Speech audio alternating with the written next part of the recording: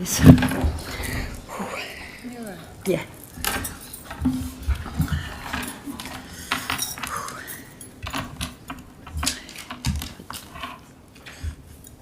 Do I start? Yeah, can I start? Good evening. I'm Councillor Marion Ayling, and as Mayor, I would like to welcome you to the full council meeting. There is no scheduled fire drills tonight, so in event of a fire alarm sounding, please leave the building via the main spiral staircase and through the main reception doors. Once outside, please turn left and make your way to the fire assembly point located behind the multi-storey car park on Exchange Road. If you are unable to use the stairs, please wait in the council chamber and you will be guided by a member of staff to the evacuation lift. This meeting is being live streamed via the council's YouTube channel. Please note that there is no comments function available as part of this webcast. The council is the data controller and will retain the data collected during this webcast.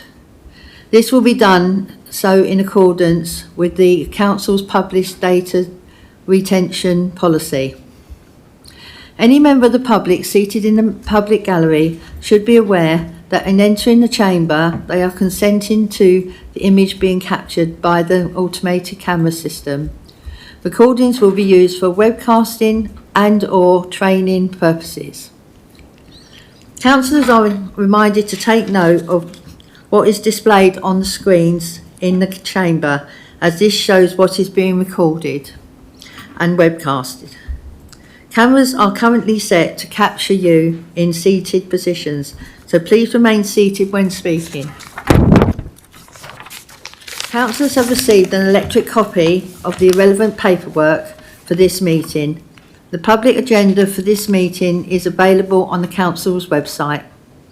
Before we start the formal agenda, I am going to call for a moment of silence in memory of Councillor and Freeman of the Borough, Richard Burrett, who sadly passed since our last ordinary full council meeting.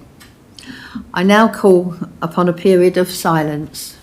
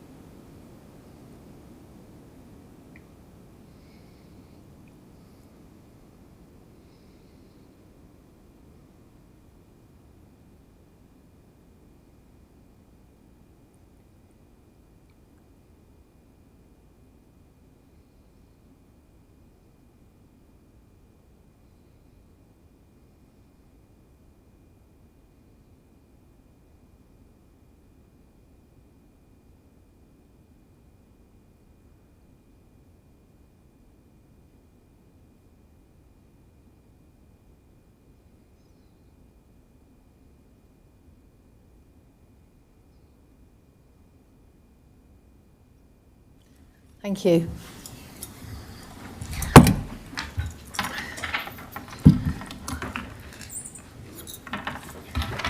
I will now invite those councillors who wish to say a few words about Richard Burrett to speak.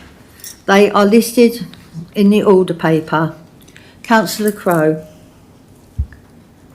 Thank you, Madam. I thought you said. Thank you, Madam Mayor. Yes, I'm being heard now.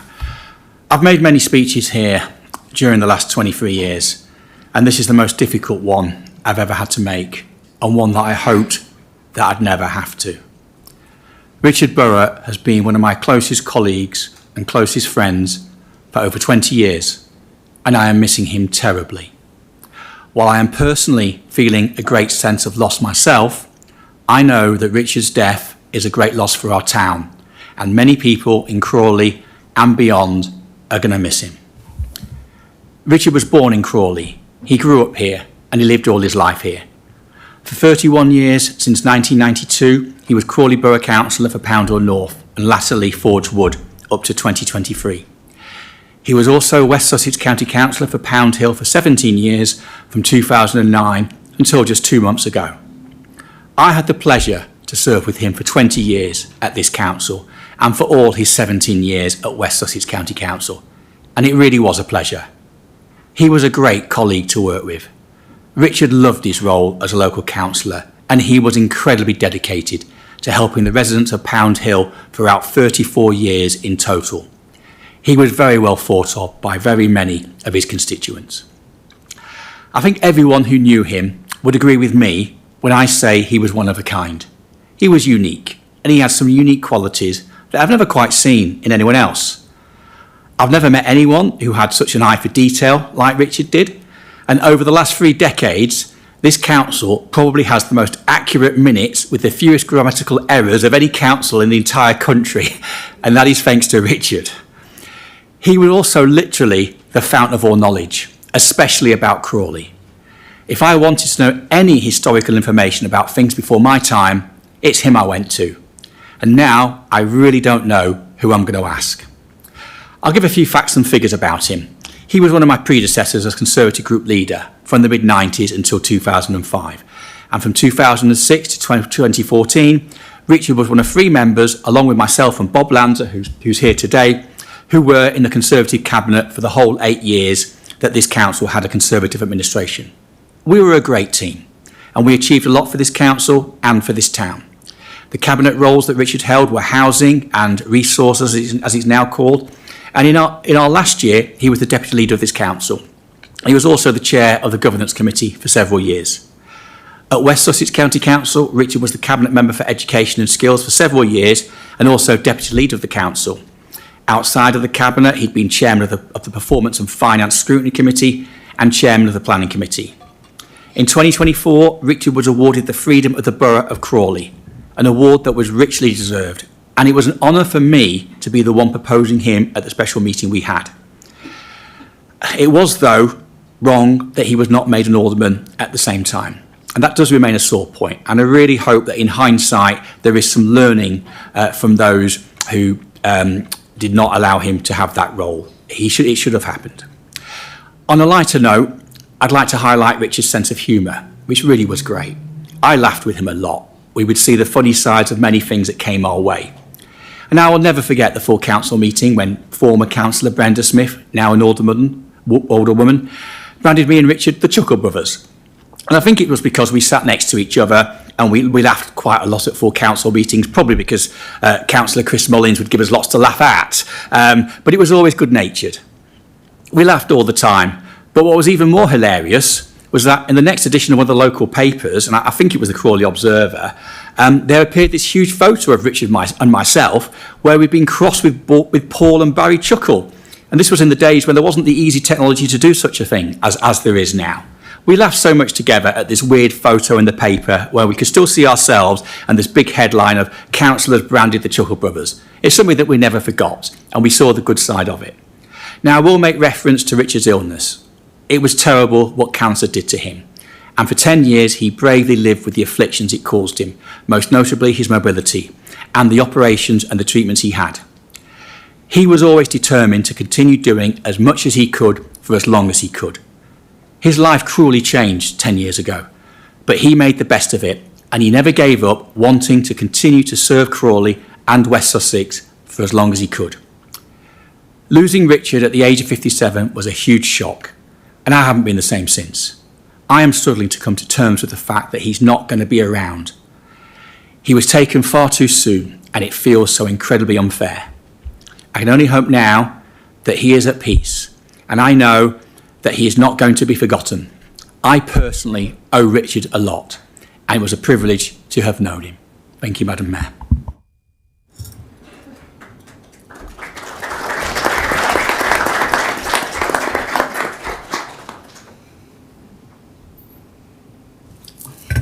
Sorry.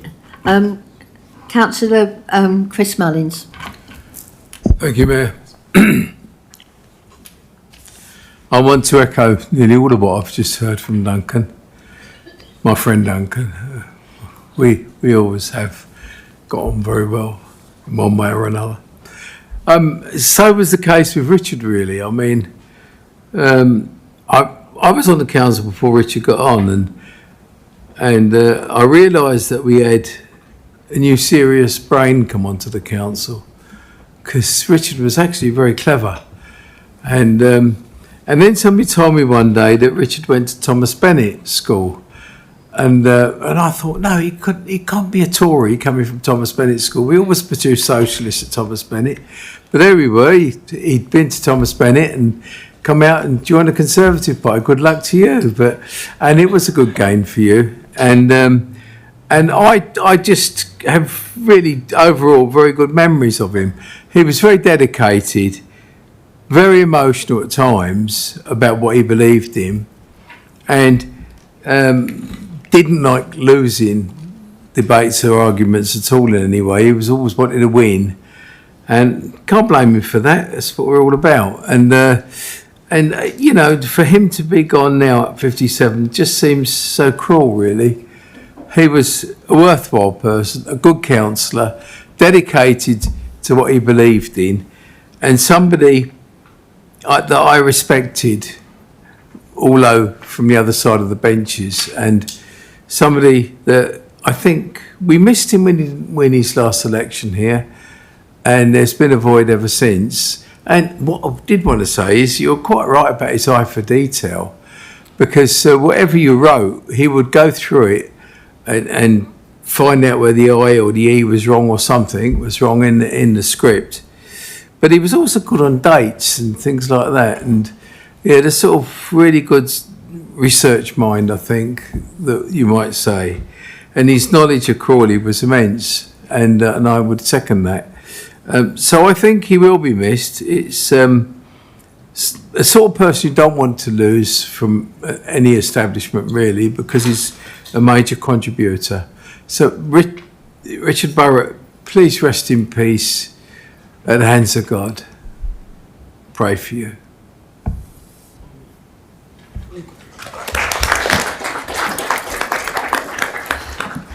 Councillor Jedward. Thank you. Well, many in this chamber tonight have known and worked with Richard for many, many years, some for over 30 years, and he was highly respected both by councillors and by officers. For me, it was a privilege to work alongside Richard for 15 years, and during that time I came to know a man of remarkable dedication, integrity, an extraordinary depth of knowledge and a very long memory. Whatever the subject, Richard had an impressive command of detail, which we've heard about, and his advice was always thoughtful, well-informed, and generously shared. His understanding of council business was second to none. Richard cared deeply about public service and about doing the right thing for the community. He approached every issue with diligence, thoughtfulness, and a genuine commitment for making a positive difference. Those of us who had the opportunity to work closely with him will remember not only his wisdom and experience, but his determination and willingness to help others. Richard leaves behind a legacy of service that has enriched our community and earned the respect of colleagues across the council. And I will personally miss his insight, his friendship, and the conversations that we shared over the years. So sad. Thank you.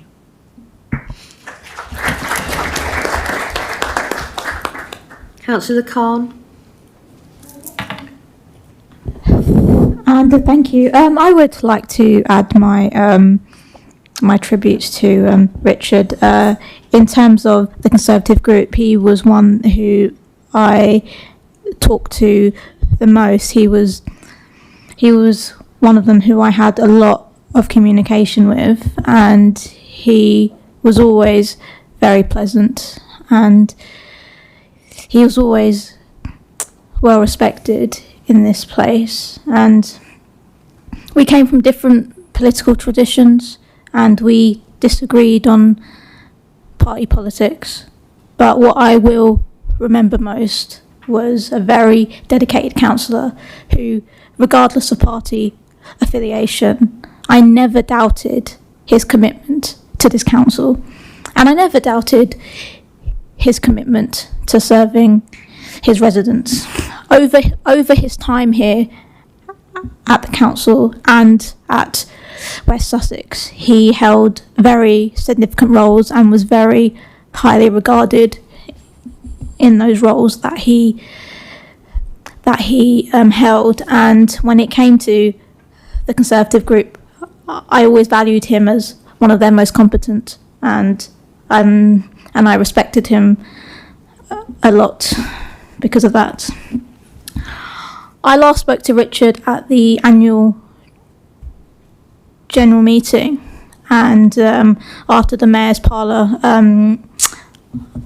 I drove him home, and we had a really nice conversation, and he did say that he hoped that he would be well enough to stand for the unitary, and I do find it quite sad that he will not get that chance. And we also did have lunch together at the local election account, which was obviously a very disappointing day for both of our parties. So I think we were sort of like consoling each other, and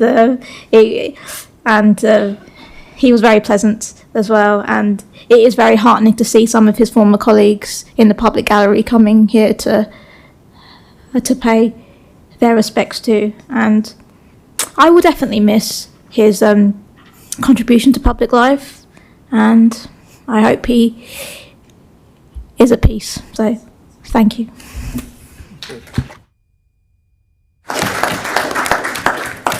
Councillor Russell. Thank you, Madam Mayor. I wanted to say a few brief words on behalf of Councillor Nick Hilton and myself to show our respects for Richard Burrett, who we had come to both respect and like. We'd worked closely with Richard on various issues in Pound Hill, but in particular Forge Wood and the Road Safety Group. Richard's knowledge and attention to detail was absolutely second to none, and he was totally committed to working for local residents.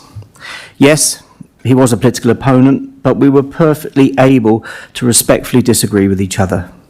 He was a man of real integrity and was hard-working, dedicated and committed to democratic processes and procedures. Loyalty was something he had spoken to us about quite a lot in recent months, and it is sad that he felt he had not received reciprocal loyalty from a former colleague he had shown support to for decades. Richard's passing is a real loss to Crawley and its residents, and both Nick and I were incredibly sad when we heard of his passing. Our thoughts are with his family and friends at this time. Rest in peace, Richard.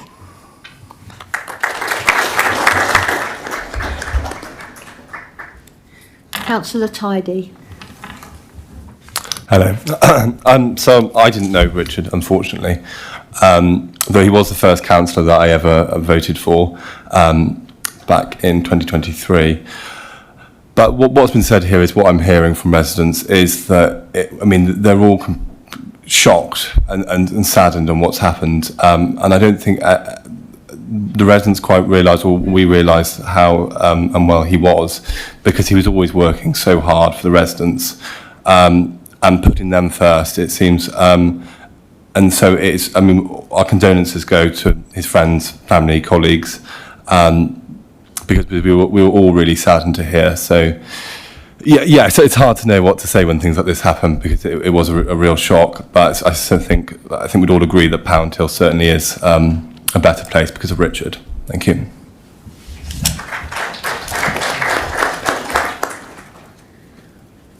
I was sad to hear that Richard had passed away. He was a councillor when I joined the council, and although we were on different political parties, he was always very helpful to me as the new councillor. I was always amazed at the way he could remember dates and details of previous meetings that most councillors had forgotten. I would like to send my condolences to his family, friends and colleagues. He will be surely missed. Rest in peace.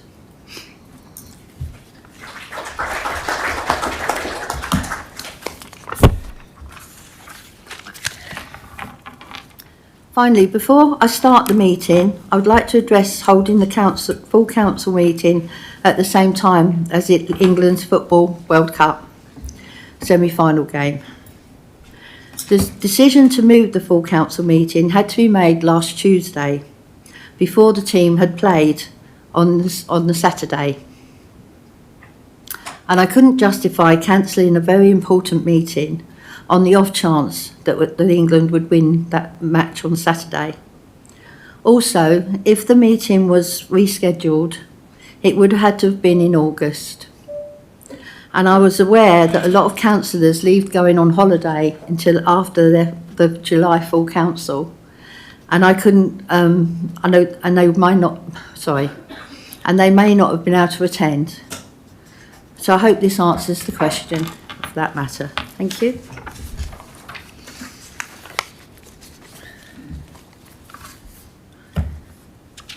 Are there any apologies for absence?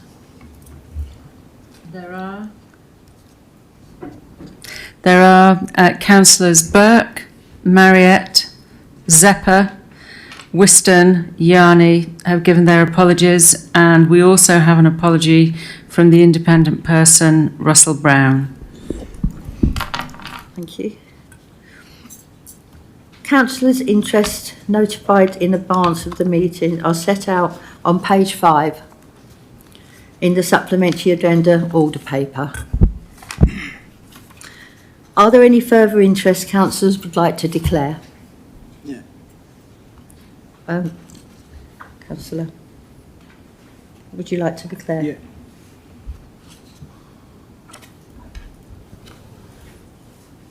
I have a disclosable pecuniary interest in Cabinet Minutes, item 9, the revised civil penalties and rent repayment order policy, as I am a private landlord with the properties in Crawley area. Thank you.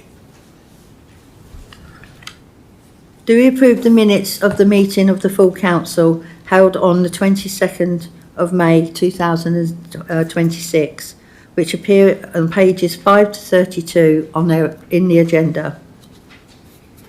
Agreed? Thank you.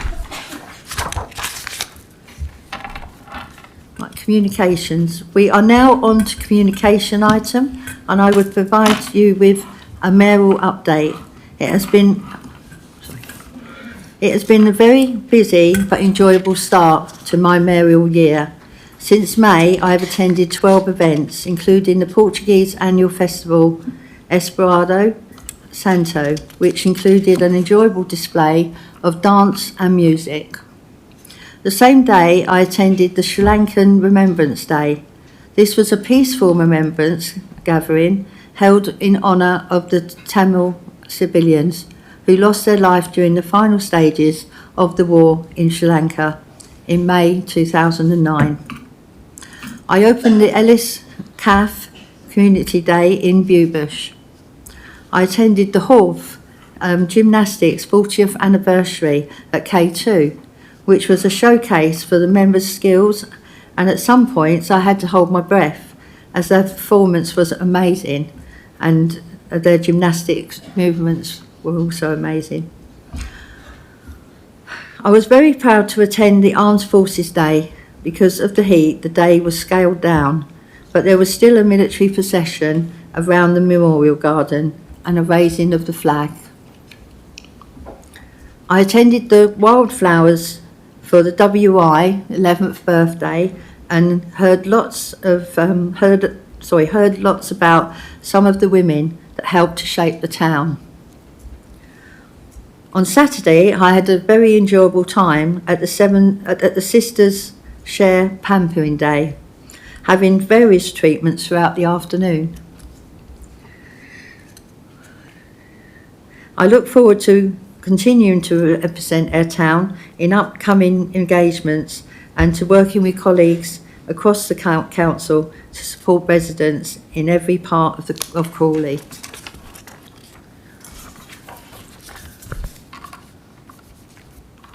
On to Cabinet members' announcements with a 10-minute time limit. As you can see from page 7 of the order paper, there are 5 announcements. I will start with the Cabinet member for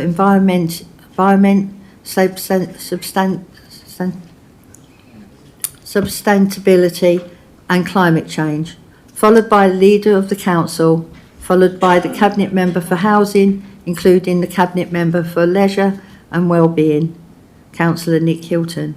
Please introduce your first item, or your item. Thank you very much, Madam Mayor. It's hard to follow some lovely tributes to Councillor Richard Barrett as well, so I'd like to add my words to that. I'm pleased to update Council on a significant change to our waste and recycling services that will help residents reduce waste, recycle more and support our environmental ambitions. From the 28th of September 2026, Crawley Borough Council will launch a new weekly food waste collection service for the individual households across the borough. It is important to note that flats and all properties with communal bins will not be included in the first phase and will continue with their current collection arrangements for the time being. In 2021, the previous government introduced legislation that required all councils to provide separate weekly food waste collections. The vast majority of individual households participating in the scheme will have their food waste collected every day on their usual collection day. To ensure residents are ready for the new service, every individual in Crawley will receive information during August explaining how the scheme will work. Then, in the weeks before collections begin, households will be provided with a starter pack, which will contain a 23-litre outdoor food waste bin with an orange lid, a 5-litre kitchen caddy and a starter roll of compostable liners. Alongside the introduction of food waste collections, general rubbish collections for individual households will move to a fortnightly schedule using existing bins. Other services will remain unchanged, including our fortnightly curbside collections, alternating with a fortnightly residual waste collection. There are no changes to the fortnightly garden waste subscription service. Because of the preparations made by this council over the last 2.5 years or so, the additional resources were put in place and the excellent relationship we have with our contractor, I'm confident that the changes will be as seamless as they can be in the circumstances. I'm also anticipating that recycling rates will increase in the borough, and that by having separate caddies, households will have a greater focus on the amount of food waste they are producing. I would encourage all residents to look out for the information arriving in August, including updated pages and FAQs on the council's website, and to take advantage of the new service when it begins in September. Thank you.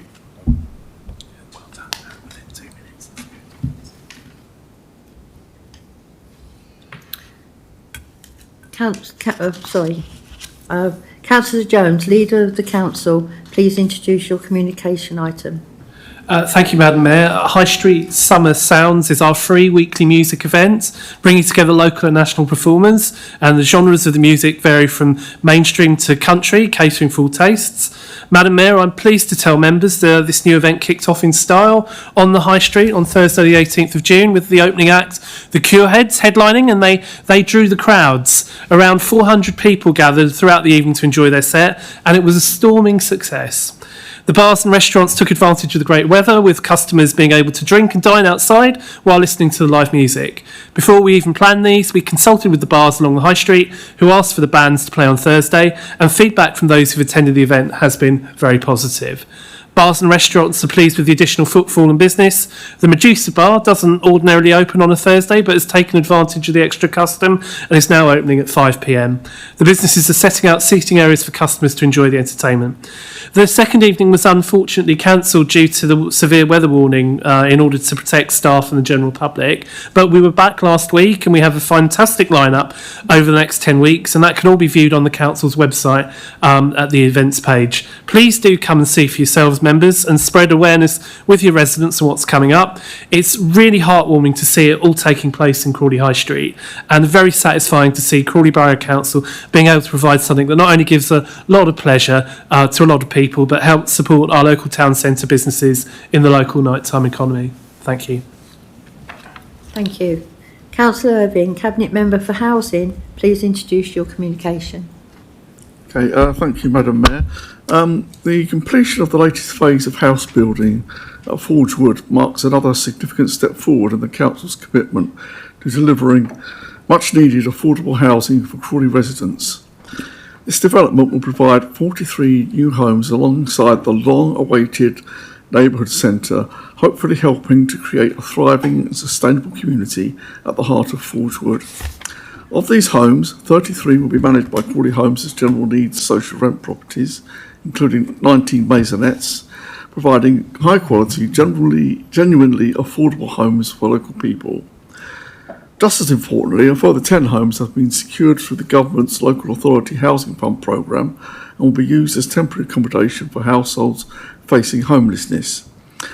We declared a housing emergency in Crawley because the demand for housing continues to far outstrip supply. Every week, the council is supporting families and individuals who need somewhere safe and secure to live. The shortage of affordable homes and rising housing costs means increasing numbers of residents are turning to the council for help. These additional homes will make a difference. They will provide accommodation for some of our most vulnerable households, reduce our reliance on expensive temporary accommodation, and importantly, allow more people to remain in Crawley. The first temporary accommodation homes are expected to be handed over this week, with the remaining social rent homes following in August. Their delivery reflects a long-term commitment by the council, stretching back more than a decade, to ensure that new developments contribute to meeting local housing needs. While we know there is still much more to do, every new affordable home delivered helps us tackle the housing emergency and gives local people the security and stability they deserve. I'm delighted to see these houses nearing completion, and I look forward to welcoming residents into them in the coming months. Thank you. Thank you. Finally, Councillor Chris Mullins, Cabinet Member for Leisure and Wellbeing. Please introduce your 2 communications. Thank you, Mayor. Can I say, there's just 3 things I want to mention quick, if you would give me licence, because they're quite important, and I will move on as quickly as I can, I promise. First of all, we've got the Great British Summertime Savings Scheme, which is put by the government, which is a VAT reduction on entries, and we've decided to reduce the VAT on entering the zoo for families, and we would encourage people to come and see our zoo at Tilgate with over 100 animals in there. Very interesting. And I won't labour that now, but I've told you about it. Please visit it, the zoo, this summer. We have the big Sky Wheel coming from the 15th of August. It's 30 metres high. It's something special, something to see and something to ride on. It's an opportunity to see Tilgate Park as you have never seen it before. Take an opportunity and go up and have a ride on the big wheel. And one more, Mayor, and I'll be quiet. The soft play is officially opening on Friday the 31st of July from 10 till 11, and that new facility is now up and running, and I'm sure and feel confident it's going to be an absolute success and a very welcome new addition to Crawley. So we're going to formally open it on Friday the 31st of July, and all members would be welcome to attend. That's me. Thank you, Chris. I'm actually opening that. Well done. Right. On the final elements of communication, I'm delighted to be able to make some presentations. Firstly, some gifts and long service badge to former councillors for their services to the borough, followed by a long service badge to a serving councillor. I will now walk to the front of the diocese and ask the Head of Law and Governance to invite the councillors or former councillor up to receive their badges and or gifts. Thank you.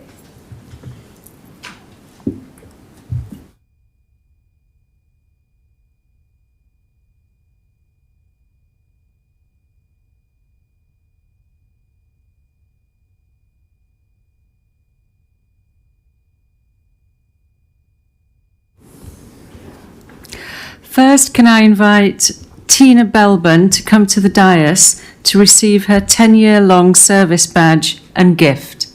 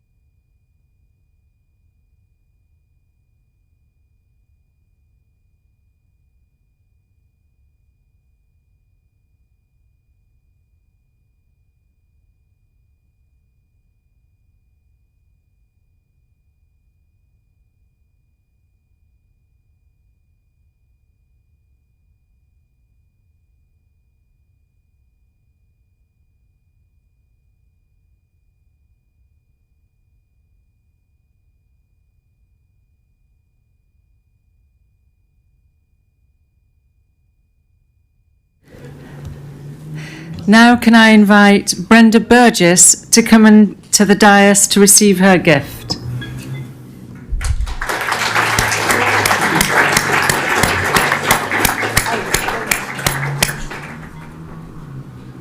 Don't leave this one back.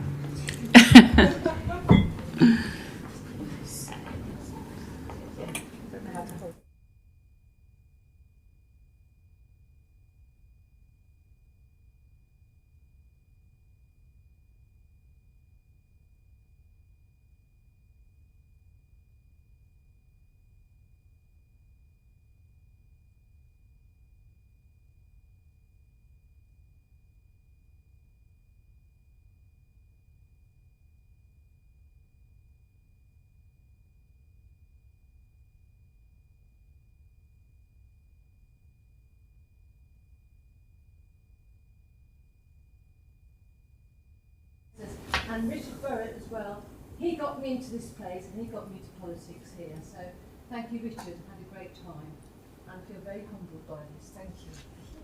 Thank you for your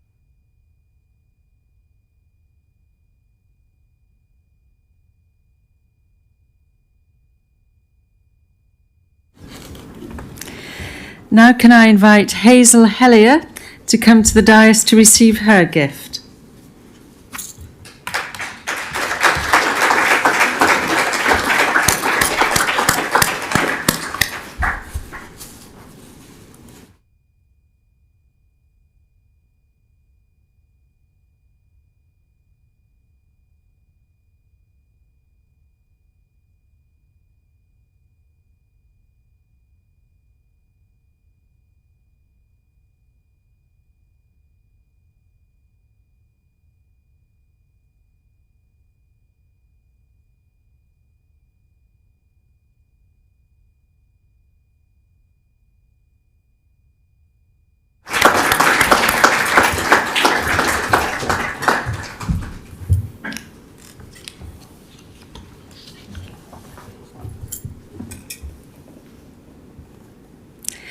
Now can I invite Gurinder Jans to come to the dais to receive his gift?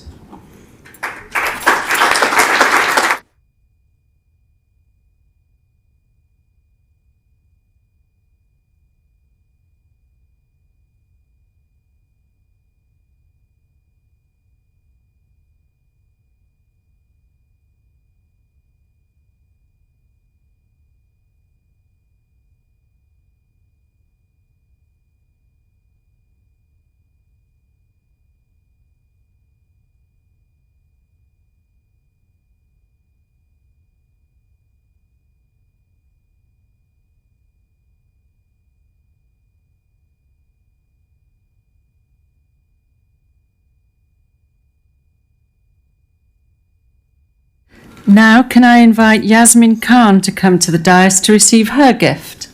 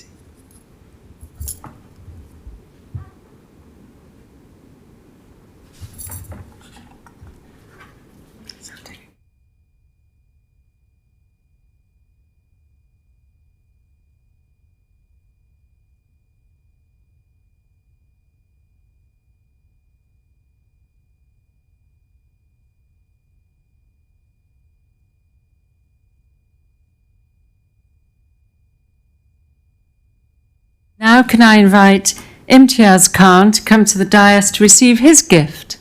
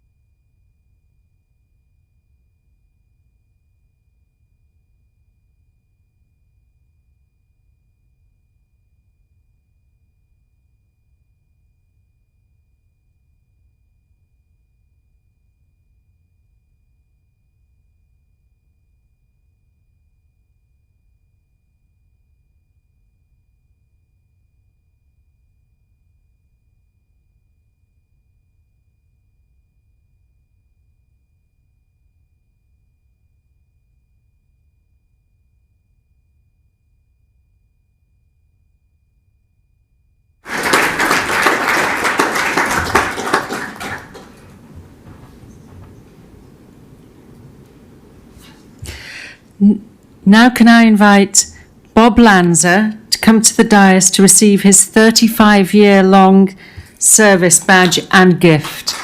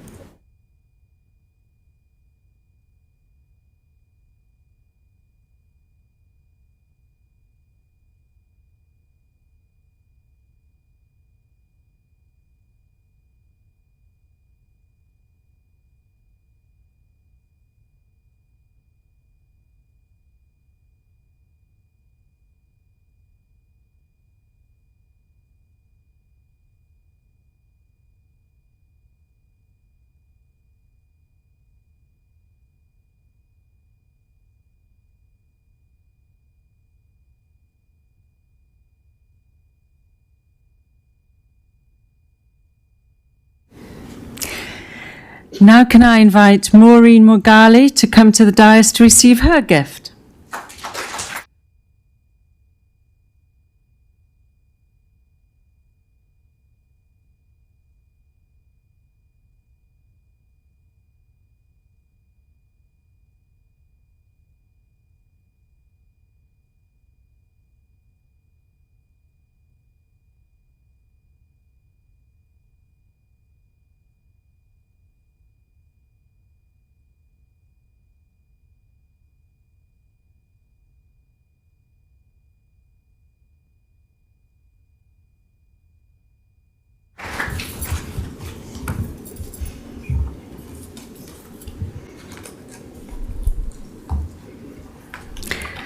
Now can I invite Shamila Sivraja to come to the dais to receive her gift.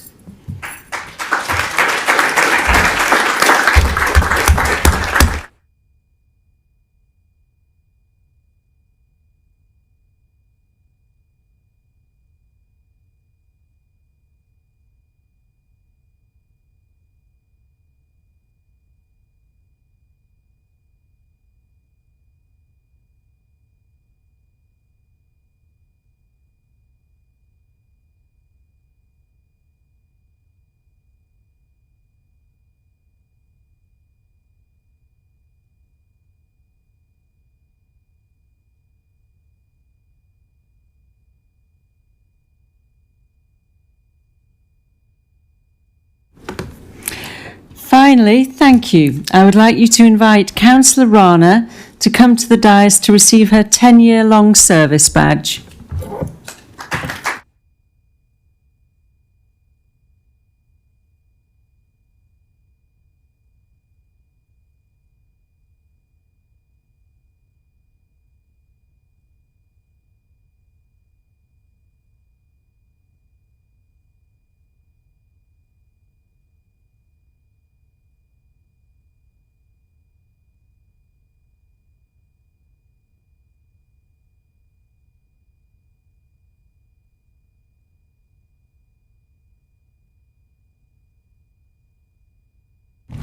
Well done to everyone who received a gift. Right. Public question time is set for 30 minutes. I will briefly explain the procedure. I will invite each person in turn to the table at the front of the public seating area to ask their question.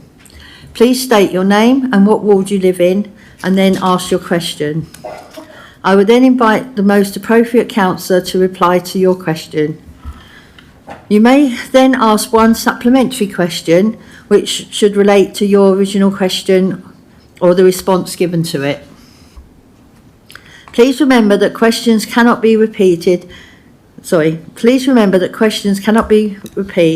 any question that has already been asked tonight or within the last 6 months. Also, please note that this is not an occasion for members of the public to make a statement, especially political ones. It is an opportunity to ask a question. If I judge that you are not following these rules, I will politely request that you return to the public gallery. We will start by noting the submitted written public questions as detailed in supplementary agenda, page 9, which includes the responses. If you would like to ask a question, please put your hand up and I will invite you forward in turn. Finally, can I check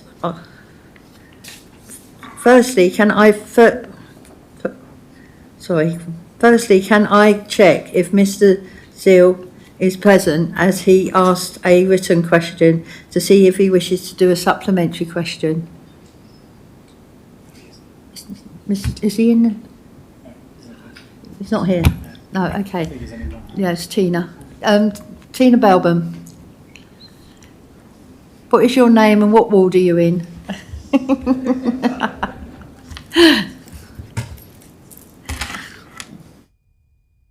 You know me as Tina, but I'm actually Christina Belbin, and Pound Hill South is the part of Crawley that I live.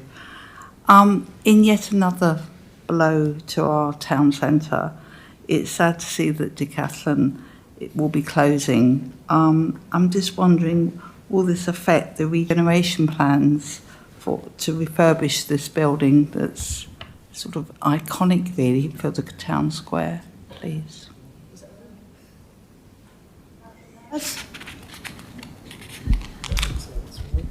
Thank you, Madam Mayor. I think we all agree with that. It's sad to see Decathlon is going from our town.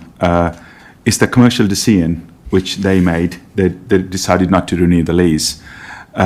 So we have recently launched a consultation which is called Town Centre East Regeneration Plans. So we requested all residents and businesses, everybody to comment on that by 29th of July. And the Decathlon building is part of the Town Centre East Regeneration Plan as well. So we've not been made aware of that decision. This is a commercial decision and the wider strategy how they're going to reshape their business going forward. So that's one of the reasons. And you're probably aware, I think you were with us a few years ago when we discussed the Decathlon building regeneration plan through the Crawley Growth Programme as well. So that is something is there, but it's going to be a wider plan now, Town Centre East Regeneration we launched recently, and we request everybody to take part in that consultation programme. But generally, when we talk about our town and how the vacancy rate is going on, we are actually doing quite well compared to national average. So we are still significantly below our vacancy rate is. So shops, independent business, 40% of our town is now 40% independent small businesses. So overall, we're not doing too bad compared to the national average, but generally we do see the bigger retail stores, because how the online business is moving, they're changing their wider strategy of the national picture.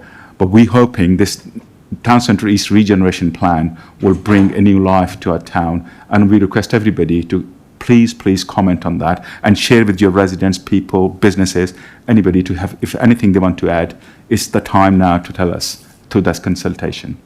Thank you. Do you have a supplementary question? Quickie. Is there any plans for Debenhams to be occupied, or could it be subdivided? Because that's another huge store that's empty, and it's so sad to see.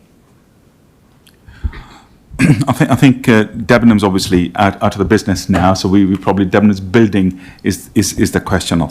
I suppose you might have noticed that we already have started, which is going in a very good speed. The town centre, Crawley Town Station Gateway scheme is already in full swing, and that area of the town centre is being regenerated quite nicely, and the martlets as well. So we are in consultation with the County Mall, and County Mall is doing really well. It's becoming a regional kind of a hub for the commercial or business activity. So they are in consultation with different businesses, but obviously this is a private deal, we don't have any oversight on it. But we're hoping some good news. Obviously with all that, you can coincide with the Town Centre Regeneration Plan, Town Centre East Regeneration Plan, and the Station Gateway Scheme. There's a possibility some other businesses might be interested in there. Thank you. Thank you. Does anyone else have a question for the council? No? Okay, we'll move on.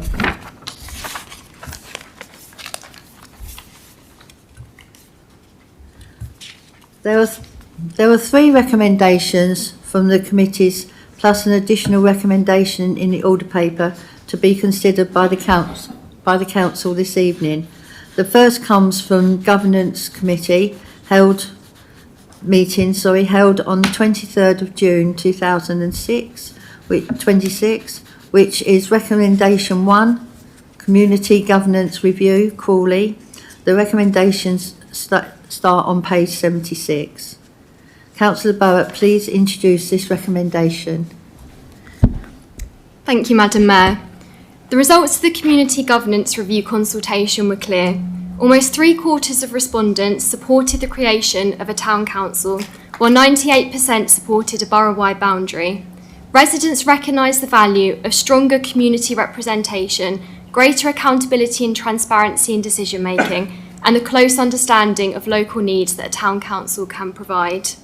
For those reasons, I'm very pleased to support the recommendation to create a new town council for Crawley following the conclusion of the Community Governance Review and the Governance Committee's approval of the recommendations last month. So there are several parts to the recommendation that I'll touch on in turn. Parts 1, 2 and 3 support the creation of a single parished area, the designation of the new authority as a town council rather than a parish council, and a boundary coterminous with that of Crawley Borough Council. The legislation governing community governance reviews only allows us to make arrangements for areas within the borough boundary, so a coterminous boundary makes the most sense at this stage, as does calling it a town council, in order to preserve our identity. Part 4 recommends that the parish be divided into wards for the purpose of electing councillors. This was supported by the majority of respondents during the first consultation and is important in strengthening local accountability and ensuring communities across Crawley are properly represented. Turning to parts 5 and 6, the Monitor Officer has advised that no formal steps in the establishment of Crawley Town Council will be taken until the Borough Council has received a final decision from the Secretary of State regarding local government reorganisation. It's therefore recommended that the first elections take place in May next year, or alongside any shadow unitary authority elections should those occur later. This is a pragmatic approach that allows election costs to be shared and minimises additional demands on our council resources. Part 7 recommends the creation of 14 wards, delivering fair and effective representation across Crawley's communities, while reflecting the distinct identities of our neighbourhoods.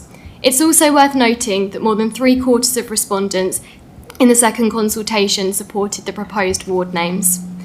The largest proportion of residents in phase 2 of the review also supported transferring the functions of the mayor to the new town council. That's important. The mayor plays a vital civic role in representing Crawley at events, ceremonies, civic functions, supporting our local charities, raising awareness of important causes and fostering pride in our town, and it's really important that we preserve this. Part C to G delegate authority to officers to undertake the actions necessary to conclude the review and implement the final recommendations, including the formal establishment of the new council. As part of that work, it's important officers undertake a review of those services and assets that Crawley Borough Council could propose to transfer to Crawley Town Council, with the findings reported to the Cabinet and full Council later this year. This will be an important piece of work. A future unitary authority will be responsible for a much larger geographical area and may not always place the same emphasis on Crawley-specific facilities, services and community assets that this council has worked hard to preserve. The review process allows these issues to be considered openly and transparently and will provide members with the opportunity to put forward their views on how best to protect and enhance what matters most to our town. Crawley's a new town with a distinct identity, different to all our neighbouring areas. It's the powerhouse of our regional economy. The success generated here should deliver thriving neighbourhoods and greater opportunities for our local residents. A Crawley Town Council will provide a dedicated, democratic voice focused solely on protecting our unique identity, championing our communities, and ensuring the town continues to prosper in the years to come. So for those reasons, I'm pleased to propose the recommendations. Thank you.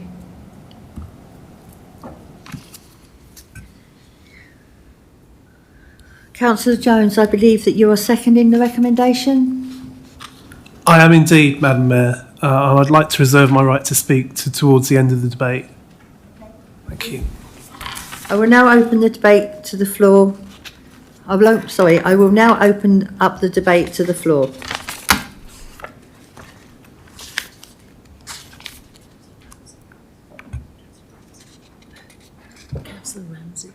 Councillor Ramsey. Thank you, Madam Mayor. I appreciate that many colleagues have come to this debate with entirely good intentions, and everyone in this chamber wants Crawley to be well represented after local government reorganisation. Some believe that means creating yet another governing body, but I believe it means having one council that residents clearly understand, can hold accountable, and which has the powers to actually deliver. In fact, I broadly support the government's decision to move towards unitary local government, not because I think the implementation has been perfect, and frankly, I don't even think members opposite would disagree, it's been slightly botched, but the principle is sound. One of the most frustrating parts of being a councillor for me is that when residents come to us for a problem, we so often have to begin by giving them a crash course in local government. This is a borough function, this is a county function, that's actually somebody else's responsibility. And frankly, it shouldn't be that complicated. You shouldn't need to be a complete politics nerd or obsessive to understand how to get the help you need. Local government should be simple enough that the average resident knows who is responsible for what. If something goes wrong, they should know who to hold accountable. If something goes well, they should know who deserves the credit. That to me is the whole point of unitarisation, which brings me to the proposal and recommendation tonight. I find myself asking one quite simple question, which is, what problem is the town council actually solving? Because the new unitary authority will deliver the services people expect from local government. It will hold budgets, employ officers, make key decisions affecting residents' daily lives. Everything people reasonably expect council to do will already be done. A town council, therefore, doesn't fill a gap in provision. It simply creates another elected body sitting alongside the authority that already has the responsibility and the resources. And of course, this new body won't be free. It'll have councillors, it'll have administrative costs and bureaucracy. And who will pay for it? And the Crawley taxpayers at the end of the day. I've always believed if the answer to a question is more politicians, then we're probably asking the wrong question. And sadly, I do worry that the question that's actually been asked here isn't how can we deliver more for residents, or how can we keep more residents and more money in residents' pockets, but instead, how can we keep as many political offices open for ourselves as humanly possible? Because ultimately, I'm struggling to think of another question that gets you to the answer. Let's essentially recreate Crawley Borough Council with even fewer powers to help people, but still make residents pay for it. And look, if in 5 or 10 years' time, the new unitary system is bedded in and residents think that there is a genuine gap that only a town council can fill, then by all means, let's have that debate. But today, we're being asked to recommend a new permanent layer of local government before we've even given the new system the opportunity to work. And I believe that the purpose of local government reform is to make government simpler, more accountable, cost-effective, and easier for residents to understand, not to recreate the complexity we've just spent the last couple of years trying to remove. So for those reasons, I can't support the recommendation. Councillor Crowe? Thank you, Madam Mayor. And firstly, can I congratulate Councillor Barrett on introducing this item so well and polishing it so well, because while she spoke well, I can't necessarily agree with the actual content of what she said. I think it's useful to remember why we're here. It's because, and increasingly badly, the government, without a mandate, it was not in their manifesto, have decided to take a wrecking ball to local government. And while, like Councillor Ramsey, if we were starting from scratch, I do support the principle of unitary local authorities, the way that the government have gone about it is a complete and utter shambles. Councillor Ramsey mentioned about letting it bed in, see what the new unitary authority is like. Well, right now, we don't even know what the footprint of that unitary authority is going to be. As things stand, we might get an announcement tomorrow, who knows? But as things stand, we do not know, and yet we're scheduled to have elections to this, shadow elections to this new, what will be a shadow authority next year. I've always taken the view that this was premature, not knowing what our new unitary authority was going to be in terms of its boundaries. And if having a town council is so good, and I just know Councillor Jones will be saying later that most of West Sussex is parish, but we weren't parished up to now. And if a town council was so good, why was no one advocating it before LGR came along? as indeed much of the rest of the county does have parishes. And I appreciate with a borough it's different than a district, but the net result is still the same. Now, as well as there being no mandate for LGR, there's no real mandate for a town council either. Yes, we had that public consultation, but many people said to me that that leaflet that went out there, which of course a lot of people didn't get, but that leaflet that did go out there was not neutral in its language, and that it said such things. And I remember it said that with the unitary authority we would not have local voices. Well, we would, of course, because we'll have local members for the new unitary authority. And of course, the Conservative group offered that this council could ask the people of Crawley by having a referendum. And we could have had a referendum in the elections just gone in May, and we could be where we are now had we had that referendum. But no, the Labour group specifically ruled that out at a full council meeting. And you have to wonder why. Is it because they know that the answer would not be the one that they want? Because the whole thing is essentially what you might call, for want of a better phrase, a pet project.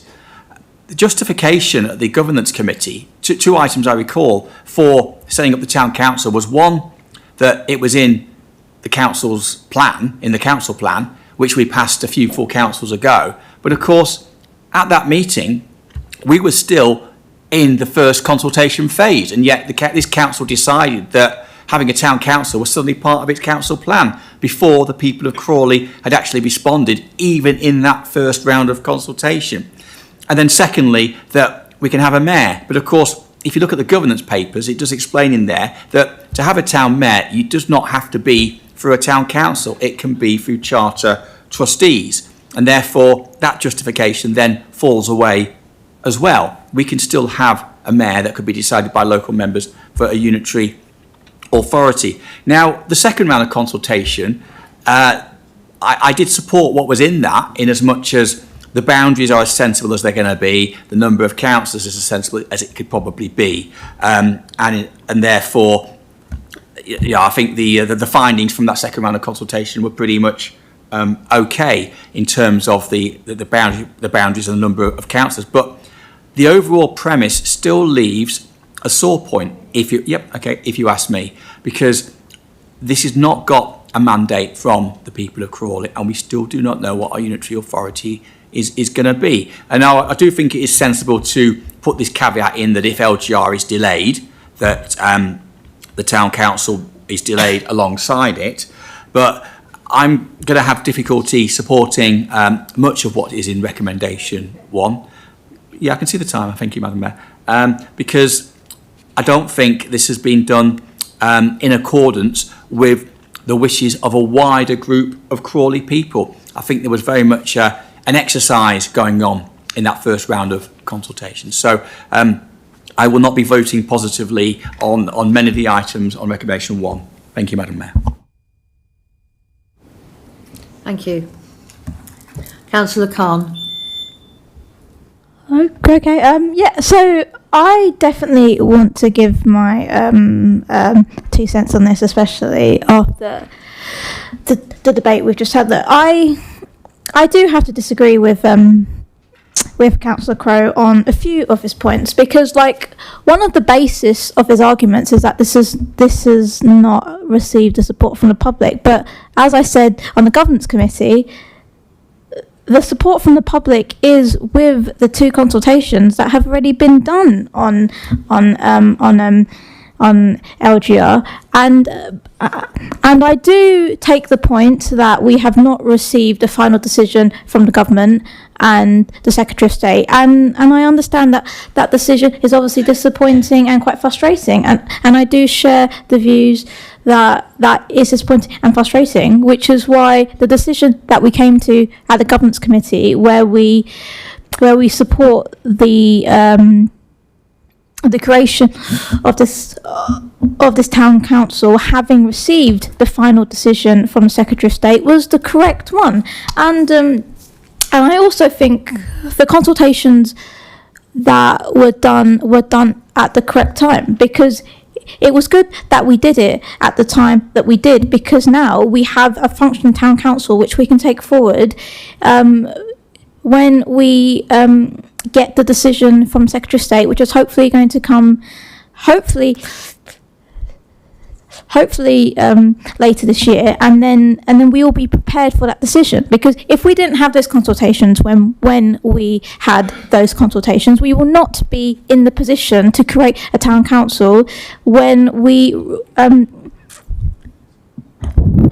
receive the final decision from Secretary of State. Now we can go through the arguments of where we agreed with the actual premise of the Unitary Council. Now, I personally have been struggling with that decision for the past year and a half, but from the decision that the government has made to bring a unitary council into West Sussex, the outcome and the decisions that were made by this administration were the best decisions that we could have made, and the decision that we made to go in with Horsham and to go with Sussex was the correct decision. And also, when it comes to having a town council here in Crawley, it's important that we protect this town's identity, and we have a civic mayor to represent this town, which is one of the most important things that a town can have when it comes to having representation on a national scale and a national picture. And this is why I currently support this recommendation, and I definitely thank Councillor Barrett for introducing this recommendation at a very uncertain time for Crawley's future. So, thank you.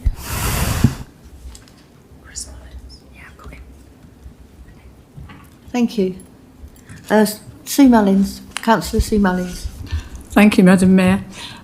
First of all, I'd like to congratulate Councillor Barrett on that really good introduction.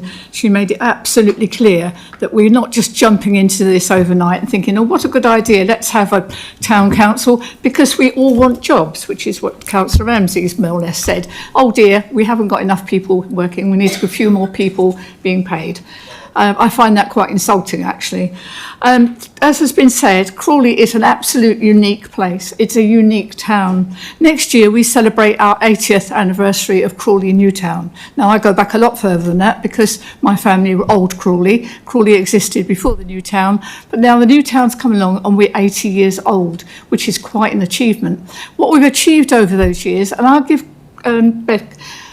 some benefit to the Conservative Party as well, because they were part of it too, and they spent 8 years in charge of it as well. But what we've built during those 80 years is an unbelievably unique town, something completely different to the whole of West Sussex. The people of this town who supported this council, they are the people who thought about this town, dreamed about this town, decided what this town needed, and we all made sure that that happened. We are totally different to anywhere else in West Sussex. The people of this town paid for all those assets and fabulous facilities that we have with their council tax money. They own this town. This is theirs. Yes, we have to move into a new unitary authority. It's going to be, could be the whole of West Sussex. It could be a group of 4 different big areas, 3 big areas. As you said, Councillor Crowe, we still really don't know what we're looking into. But what we do know is we need to look after and preserve everything that this town has spent 80 years building. Our local people that live here in Crawley love this town and really care about it. They've grown up here, they've gone to school here, they work here, they brought their families up here. The commitment to most of the people in Crawley are that they absolutely adore this place and they know it's the best place in the world to live. I certainly do. Most of the organisations I talk to through my portfolio, all the voluntary organisations, all our ambassador groups, our disability groups are really worried about what is going to happen to Crawley in the future. They have spent many, many years giving up their time, their whole livelihoods to supporting so many different areas of people in Crawley. They are really horrified as to whether the breakup of Crawley and to be worried about what's going to happen to it in the future. Our residents have had a lot of experience of being governed, partly from West Sussex. They know exactly what that feels like. When you're being looked at from Chichester, so far away, an hour and 15 minutes away in a car, the people that down there do not understand Crawley. They don't get Crawley, as you know, Councillor Crowe, because I spent 6 years down there with you as well. They do not think very much of Crawley at all. Happy to take all the money that comes from Crawley, because after all, we are the powerhouse of the entire area. This is where your money comes from, but they're not very interested in what happens to the people and the residents of Crawley. I think a town council is absolutely vital for this town. We need a voice for Crawley, a voice for the people of Crawley, and we cannot afford to lose that. Going into the future, it might be unknown, but my God, we need people, local people, to speak up for our local town. Thank you. Thank you. Councillor Chris Mullins. Thank you, Mayor. Oh, Duncan, you're so boring. You say the same things all the time, really. You are consistent, though. Consistently wrong. So you're so stuck in your ways. I mean, maybe that's why you're a Conservative. But, you know, I mean, I just find it hard to understand why you've sold your soul so much to the rest of Sussex when you live here in Crawley. And I'm sure you do care about Crawley deeply somewhere in your soul, but, you know, I mean, your love for the corn crushers of Sussex is quite incredible, really.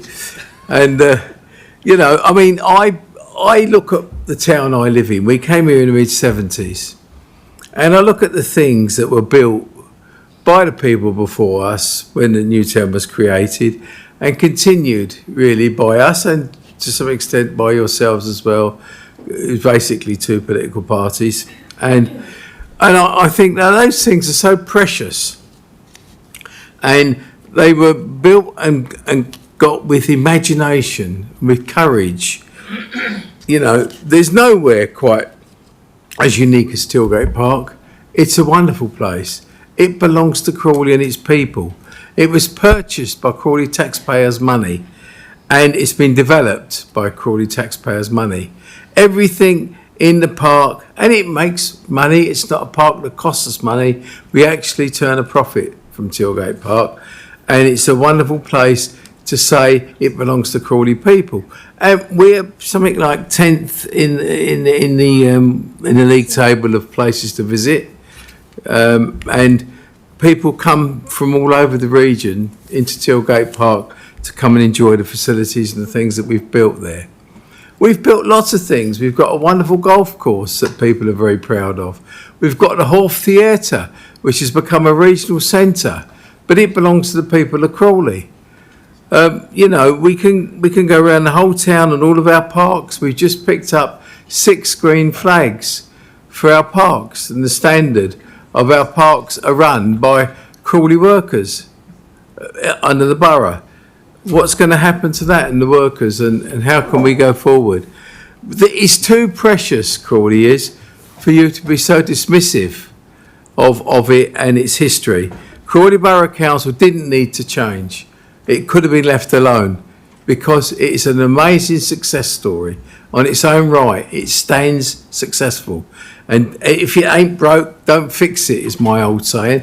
And Crawley was never broke. We've never busted a budget. We've always been successful. We've always been able to build and create, and the things that we can provide for our people. When I was mayor back in 2001, I could not believe the depth of involvement of ordinary people in Crawley in caring for other people, in working in voluntary organisations and doing good works within the town. It was quite amazing to learn and to understand that, and to understand the town that you live in. which is somewhat taken for granted by a lot of people. We are in a unique position of being a unique town, and it's something that we should be proud of and something we need to protect. We cannot hand that over to people who do not understand our town and do not understand the people that live here. I know we were largely based on Londoners when we started, but that demography has changed now, and we're a very multicultural town. And where else in the whole of Sussex would be as multicultural as us, would have all the events and all the culture taking place, all the different foods and enjoyment and dance that we can have. There's so much in Crawley that's unique to Crawley. We just cannot hand that over and make it vulnerable to people who don't even begin, Mayor, to understand it. Our duty is to protect our town, and protect our town we will, by God. You, Chris? Councillor Charters. Thank you, Madam Mayor. I don't think falling into a unitary authority is going to wipe out the communities of Crawley. I think that's a little bit sensational over there. But we went through this in Governance Committee already, but I will reiterate a point about one of the main reasons that is going forwards with the creation of the Town Council is that you have a democratic mandate because of the survey. Finding 400 people out of 85,000 voters when you've got a likely biased sample size of probably around 2,500 people. I mean, I don't know how big the Labour Party mailing lists are or the Conservative Party mailing lists are, how they compare to ours.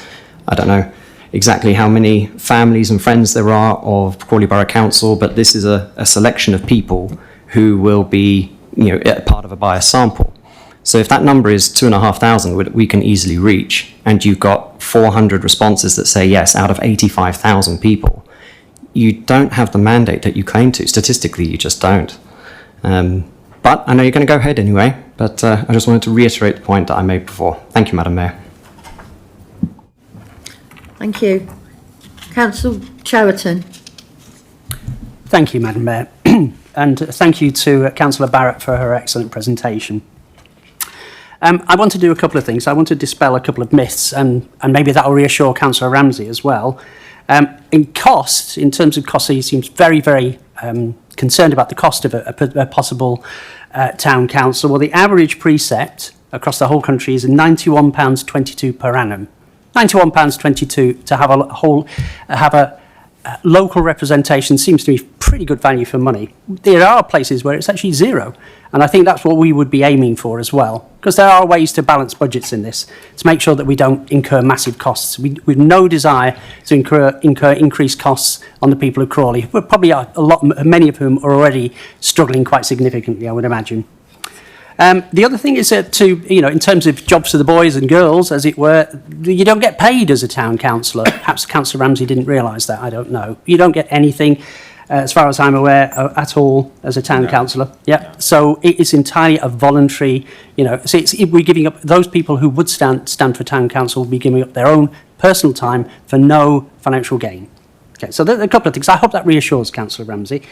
Now, the other thing is, in terms of, the unitary authority, there are advantages, for sure, of course, to having a unitary. For sure, having joined up services, not having to go up to different levels and so on, and all the fragmentation that actually Councillor Ramsey talks about, absolutely. However, the downside, it's not as if there are no, it's naive, frankly, to think there are no downsides to unitary authority. I think this has been emphasised more than once. If we get bolted together with Mid-Sussex, Horsham and Chichester, we're going to be drowned out. We might have representation locally, but we're going to get completely drowned out by the other areas and their needs. We're going to have to shout extremely loudly. And there's every chance that certain things, which we regard as very precious and important to us, get overlooked. That's a thing, that is a risk of a unitary authority. And it seems to me, for very little cost, we can try and preserve what's unique about Crawley, and what's unique about some of the services Crawley provides. And we mustn't also forget that there may be an ulterior reason for defending the unitary authority. it couldn't possibly be that maybe the Conservatives are eyeing up a possible future where they may lead such a unitary authority. It looks like a long shot at the moment, given that Reform are gobbling them up like nobody's business, a distant dream, and the Liberal Democrats, but I might add as well. However, we can dream, you can hope, I guess, you have aspirations. I hope they live long enough to see that, perhaps. But as I say, don't be fooled that there isn't, there is this all kind of very altruistic and they want to protect the people, and have nice slimmed down government and so on. There is ulterior motive here as well. And one more thing. Yes, thank you, Councillor Ramsey. I am having my moment. You've had yours, so if you'd like to be quiet for a moment while I have my moment, thank you. The other point to Councillor Tidy, this is something Reform often bleat about, quite honestly, about representation, and not getting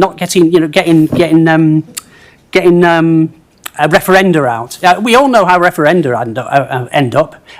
Those of us who have read our history remember have read about 1933 and what referenda can end up doing. So I don't want to have any lectures from Councillor Tidy over there about referenda. We have done what councils are meant to do, okay, and we've gone out and consulted, and we've got sufficient people. We've had the consultation. We've had actually a really good response back from the public. So I don't want to hear any nonsense about, well, we should have a referendum. Maybe we should have a referendum for everything. A referendum for going to the toilet, perhaps. Anyway, that's my point. Charters. Sorry. I got the wrong person. So in my fit of passion, I got the wrong person. But yes, I think he knows who's talking about, because Councillor Tidy wasn't talking. My apologies, Councillor Tidy. Yes, anyway, so that's my point. Those are my points. And yes, I will be voting in favour of all of the proposals in the recommendations. Thank you. Thank you, Madam Mayor. I'm pleased to second this.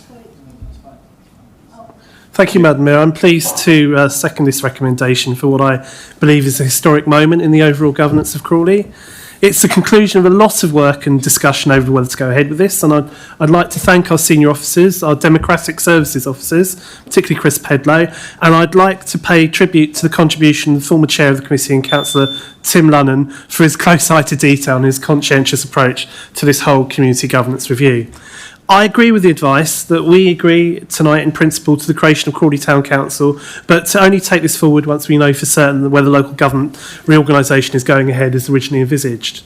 But as also stated in advice, that doesn't mean we can't continue to plan and prepare for this new town council and have everything ready for when the time comes that we need to agree with moving forward with it.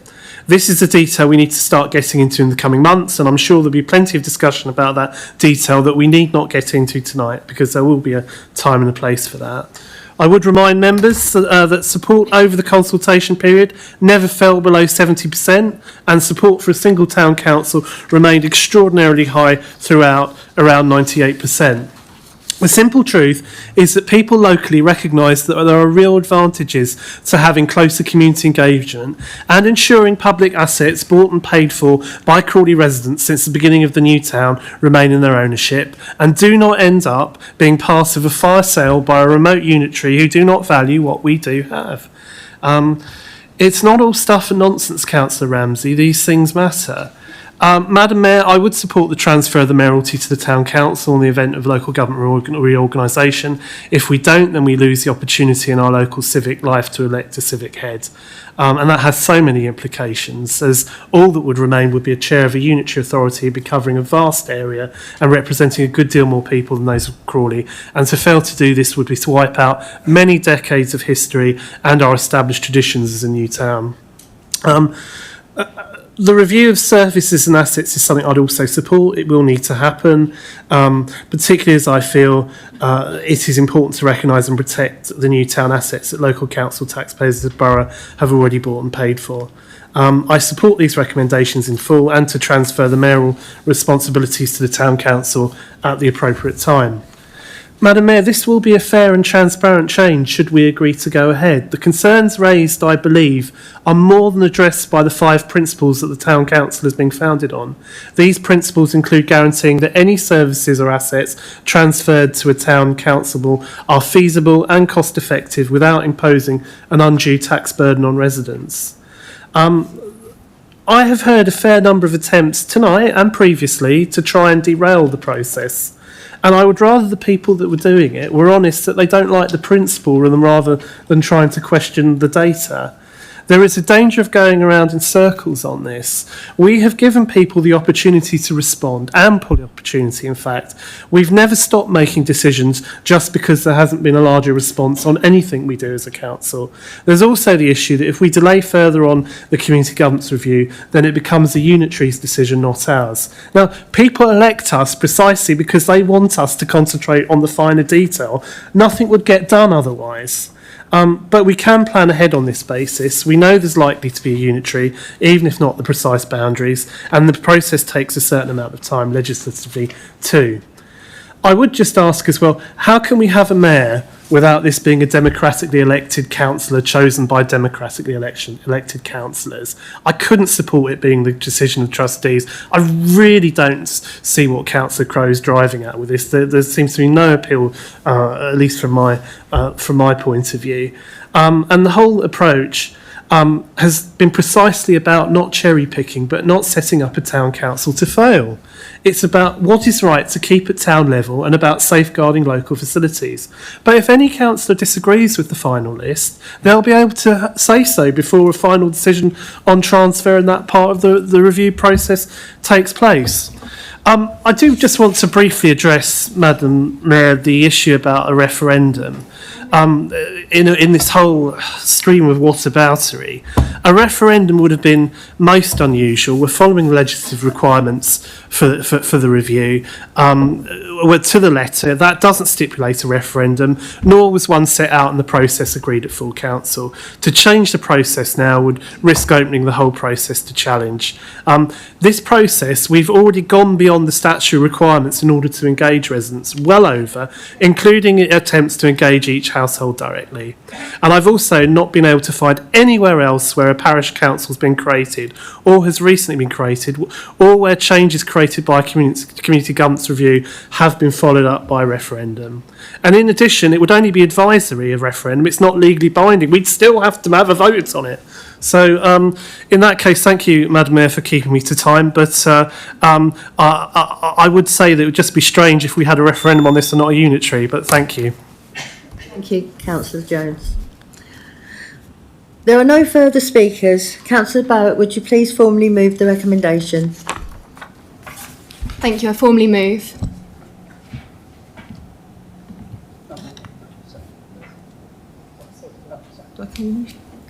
Councillor Cheriton? Oh. We are now voting on the recommendation. In advance of the meeting, I informed all group leaders and chairs and vice chairs of governance. Oh. So sorry, I'm not sure whether this is... Come on, let's go ahead. He needs to propose. Yeah, okay. Can I... The microphone's not on. Oh, sorry. Thank you, Madam. So were you not going to ask Councillor Barrett and myself to propose and second it? She proposed it. You haven't seconded. Oh, I'm sorry. I didn't hear me being asked to second it. Sorry. Sorry, I thought. I said that there will be no further speakers. Councillor Barrett please formally move the recommendation. Oh, okay, right. So sorry, right, fine. Sorry, right. So we're moving to a vote, is what you're saying, is it? Sorry, thank you. Before you move to the vote, can I request a recorded vote, please, for all of the each sections, please, all throughout recommendation 1.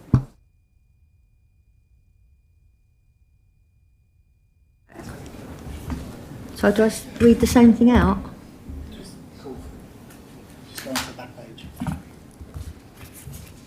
Sorry.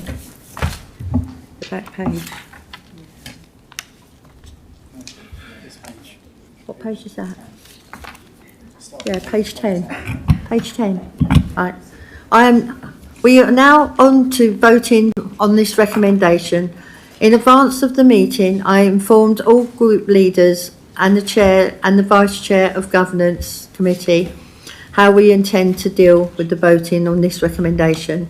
I intend to split the recommendations into 4 separate votes So there will be votes on recommendation A, then a vote on recommendation A2 through to 7, then a vote on recommendation B, then a vote on recommendation C through to G. All councillors were happy with this approach. So, go to page 25.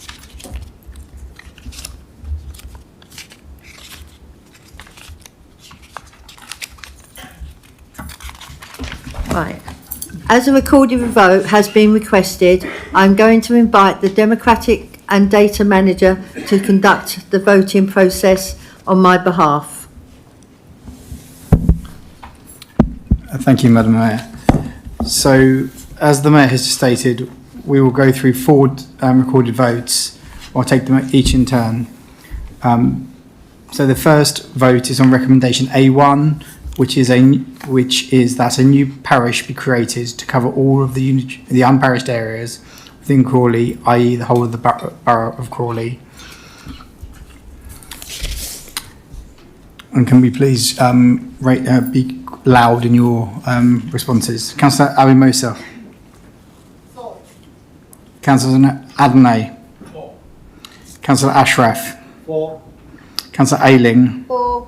Councillor Barrett. For. Councillor Bidwell. Against. Councillor Bushnell. For. Councillor Butler. Against. Councillor Cheriton. For. Councillor Charters. Against. Councillor Conway. Councillor Crowe. Abstain. Councillor Haynes. For. Councillor Marilyn Hilton. For. Councillor Nick Hilton. For. Councillor Irvine. For. Councillor Jaggard. Against. Councillor Jones. For. Councillor Khan. For. Councillor Laycock. Abstain. Councillor Letitia. Against. Councillor Chris Mullins. Councillor Sue Mullins. Councillor Councillor Noirs, apologies. Councillor Noyce. Councillor Patel. Councillor Ramsey. Councillor Rana. Councillor Russell. Councillor Tidy. And finally, Councillor Whiteoak.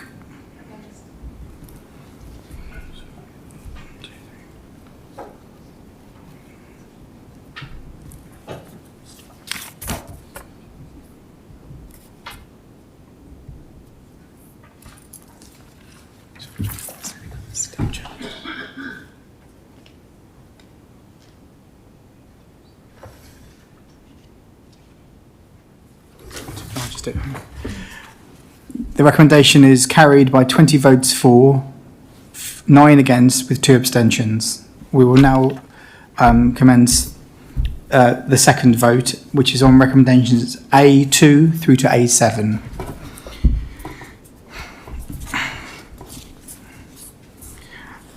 Councillor Abimosa. For. Councillor Adonai. For. Councillor Ashraf. For. Councillor Ayling. For. Councillor Barrett. For. Councillor Bidwell. Abstain. Councillor Bushnell. For. Councillor Butler. Councillor Cheriton. For. Councillor Charters. Abstain. Councillor Conway. Abstain. Councillor Crowe. For. Councillor Haynes. Councillor Marilyn Hilton. For. Councillor Nick Hilton. For. Councillor Irvine. For. Councillor Jaggard. Against. Sorry, I didn't catch it. Against, thank you. Councillor Jones. For. Councillor Khan. For. Councillor Laycock. Abstain. Councillor Letitia. Abstain. Councillor Chris Mullins. For. Councillor Sue Mullins. For. Councillor Noirs. For. Councillor Noyce. For. Councillor Patel. For. Councillor Ramsey. Against. Councillor Rana. For. Councillor Russell. For. Councillor Tidy. Abstain. And Councillor Whiteoak.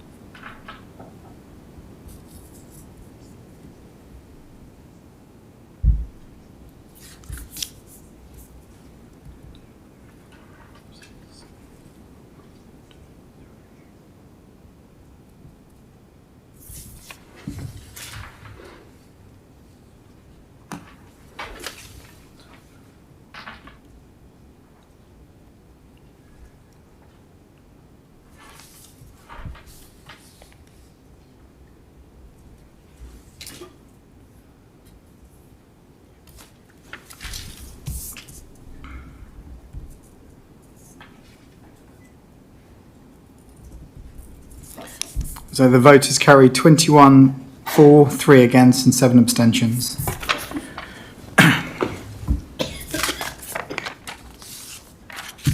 We will now conduct the vote regarding recommendation B.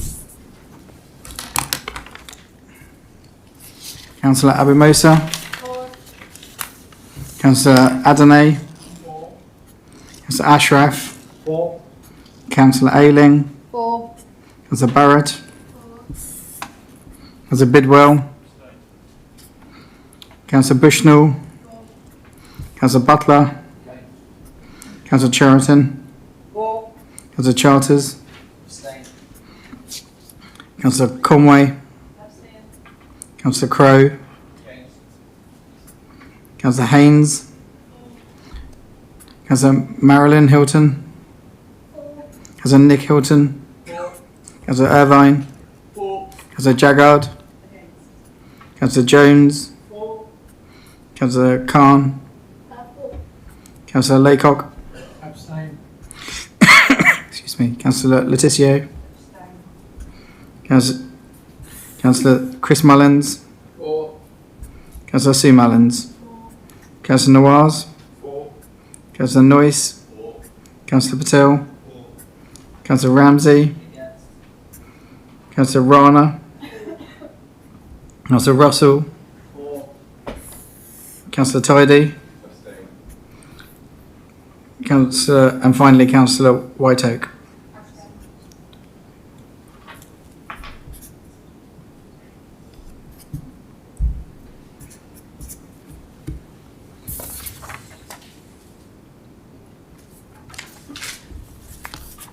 The recommendation is passed by 20 votes for,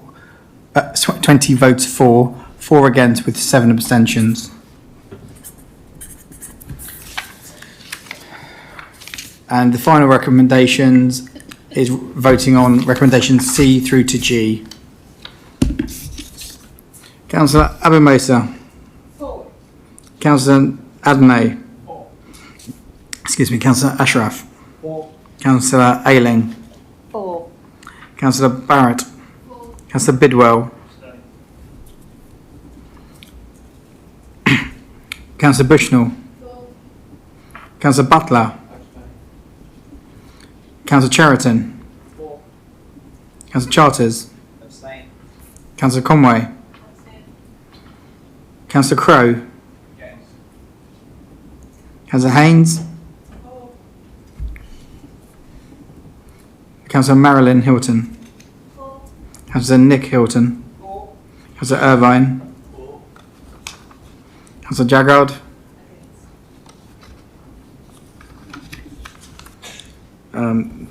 Councillor Jones. Councillor Khan. Councillor Laycock.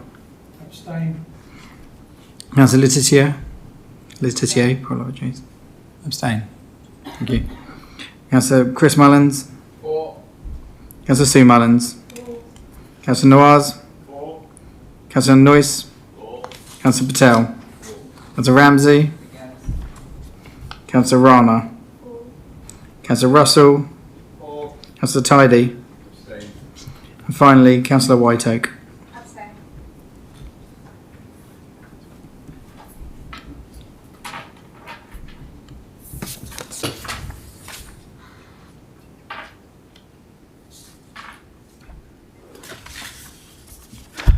The recommendation is carried by 20 votes for, 3 against and 8 abstentions. Thank you. That concludes the voting.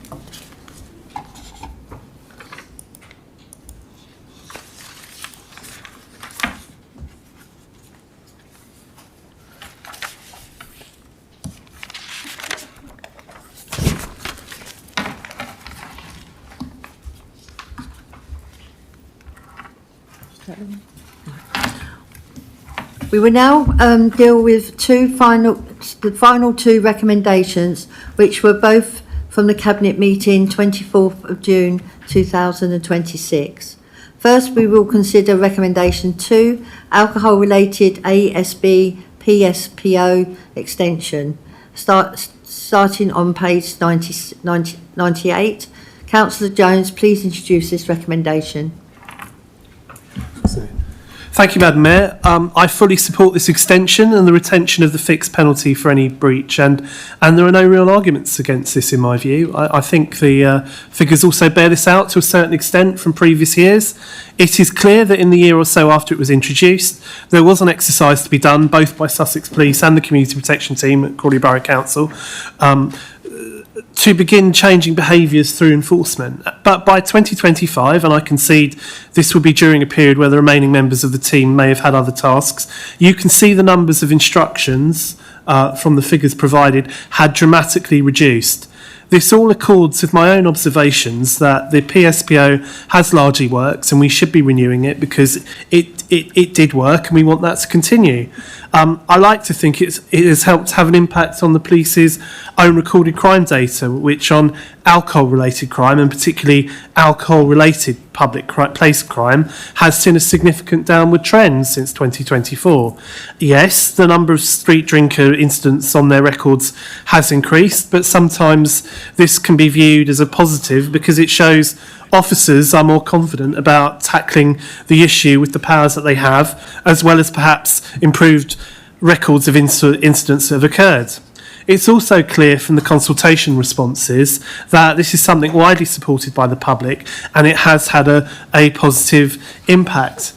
For those of us, Madam Mayor, who can remember years gone by, there was a real and genuine problem with street drinkers in the town centre, but we also had it in some other areas. I don't think in the main those doing it intended any real malice, but sadly the condition some of them were getting themselves into, it could be intimidating in itself and could result in public order issues simply because they couldn't help themselves while they were in that state. We're not entirely free of it, alas. There are still some locations listed in the reports that members will have seen where there are problems, and I certainly don't want to pretend otherwise, but this PSPO gives us the tools to do the job when it comes to taking on inconsiderate or aggressive antisocial and criminal behaviour when alcohol is involved. Without it, the drink cannot be confiscated or for us to request for it to be poured away. The PSPO has been proved to have been proportionately used and effective at bringing visible incidents down. As I said, there is still some work, I think, to be done on a small number of the neighbourhood parades. But, Madam Mayor, that's just another argument in favour of keeping the PSPO as far as I'm concerned. So, on that basis, I'm happy to propose that recommendation, Madam Mayor. Thank you. Thank you. Councillor Sheraton, I believe you're seconding the recommendation. I am indeed, yes. I'd get a moment to speak because I would like to say, in addition to this, what was very nice about this is that Scrutiny, I mean, it was virtually unanimous that this was a good idea to continue with this. I can't think of a reason why we wouldn't. If it's effective, absolutely we should do this.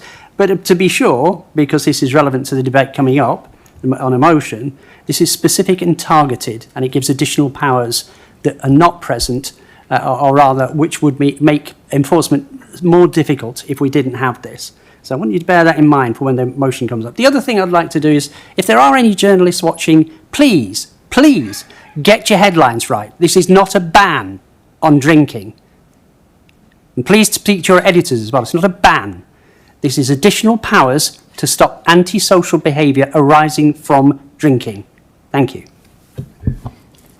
Thank you. I now open the debate to the floor.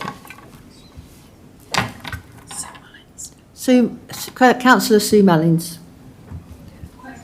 I'd just like to echo what Councillor Charrington just said. This is not a draconian move. This is not saying you will not have a drink. You cannot sit in the park and have a glass of beer or a glass of wine on a nice sunny day in a picnic. And it's not stopping anybody drinking in a nice, pleasant, calm way anywhere in this town. What it is tackling is those people who, for whatever reason, get a bit carried away and see it as a reason to make an absolute nuisance of themselves. Over the years, we've experienced a lot of that in the Mural Gardens, particularly, which is right in the centre of our town, where a lot of visitors come and see, and it did cause a real nuisance. And we also know that there are little hotspots around the town on some of our parades where people like to gather and have too much to drink, and then it becomes very intimidating, and people say, well, we don't like to go to certain parades because there's people sitting around on the walls drinking, making a nuisance of themselves. We've had people with their shirts off. I know it gets hot, but dancing around in the street in your bare feet and with your shirt off, hopefully if you're a man, it's not very pleasant for people out doing their shopping. So this is not a draconian move. This does not take away the right for anyone to have a pleasant drink on a Sunday afternoon in the park. This is something that protects our people and just gives us the possibility of shutting down those people who abuse that privilege. So thank you very much, and thank you for proposing to continue it, because I think it's the best move for our town. Oh, quickly. I would imagine in the last 5 minutes that quite a lot of glasses have just been raised because they've just scored 1-0.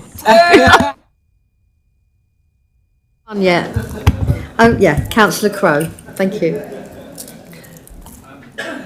Thank you, Madam Mayor.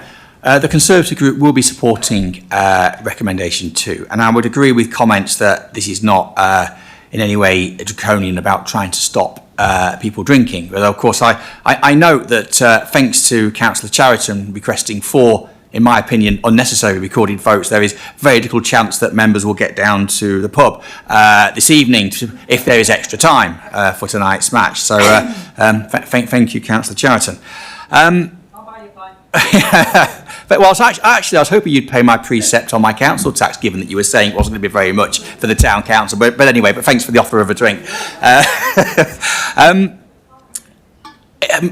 Comments have been said about this being useful, and I think Councillor Jones said it's the tool. Well, it's a tool, and indeed Councillor Sumerlins has referenced that there are still problems, and this is not something that will crack those problems, but it would be a weakening, if I can phrase it like this, a weakening of the position that we do have currently if we were to not renew this PSPO. It does make sense to do so, but we shouldn't kid ourselves that issues around antisocial behaviour, and this is one way that antisocial behaviour manifests itself. We've got a motion coming up where there's another form of antisocial behaviour that is mentioned. And this is one form of it, and I welcome that we are able to potentially do something about it, albeit recognising that it is not a panacea and there is more to do. But to allow this to lapse would be remiss of us as a council, and therefore we will be supporting it.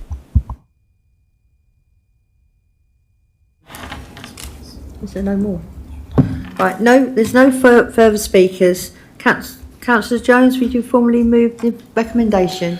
Yes, thank you, Madam Mayor. I think just to briefly respond to some of the points made, the PSPO has always helped, because before we had this, and ASBO's before it, I know, because I used to hear this from the police, it was not legal to confiscate people's alcohol, even if they were behaving very badly. And of course, Councillor Crowe is right, that ultimately criminal behaviour, such as being drunk and disorderly, can always be dealt with by the police. But this isn't what this PSPO is there to address. So on that basis, it sounds like we've got agreement. I formally moved, Madam Mayor. Is it agreed, or would you like a vote on it? Agreed. Okay, thank you.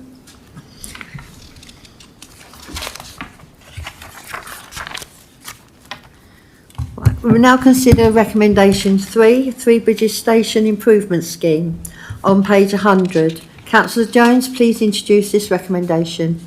Thank you, Madam Mayor. As leader of Crawley Borough Council, I'm delighted to formally propose this recommendation on the Three Bridges Station Improvement Scheme. This flagship initiative, which has been developed in partnership with West Sussex County Council, Network Rail and Govia Thameslink Railway, will deliver much needed modernisation and transformation to one of our region's biggest transport hubs. It will create a much more welcoming, attractive, accessible and environmentally friendly gateway in and out of Crawley for residents, businesses and visitors alike. The scheme will deliver a host of benefits: a new eastern entrance with dedicated pedestrian and cycle access, which will significantly improve access to the station for the local community, the transformation of the front of the station into a beautifully landscaped station forecourt with a greatly improved designated waiting area for taxis, as well as an enhanced drop-off zone for taxis and private vehicles. A much better structured transport interchange for pedestrians, cyclists, bus users and vehicles alike. A much safer environment for pedestrians to access the station. These improvements will also encourage greater walking, cycling and public transport to use to access the station.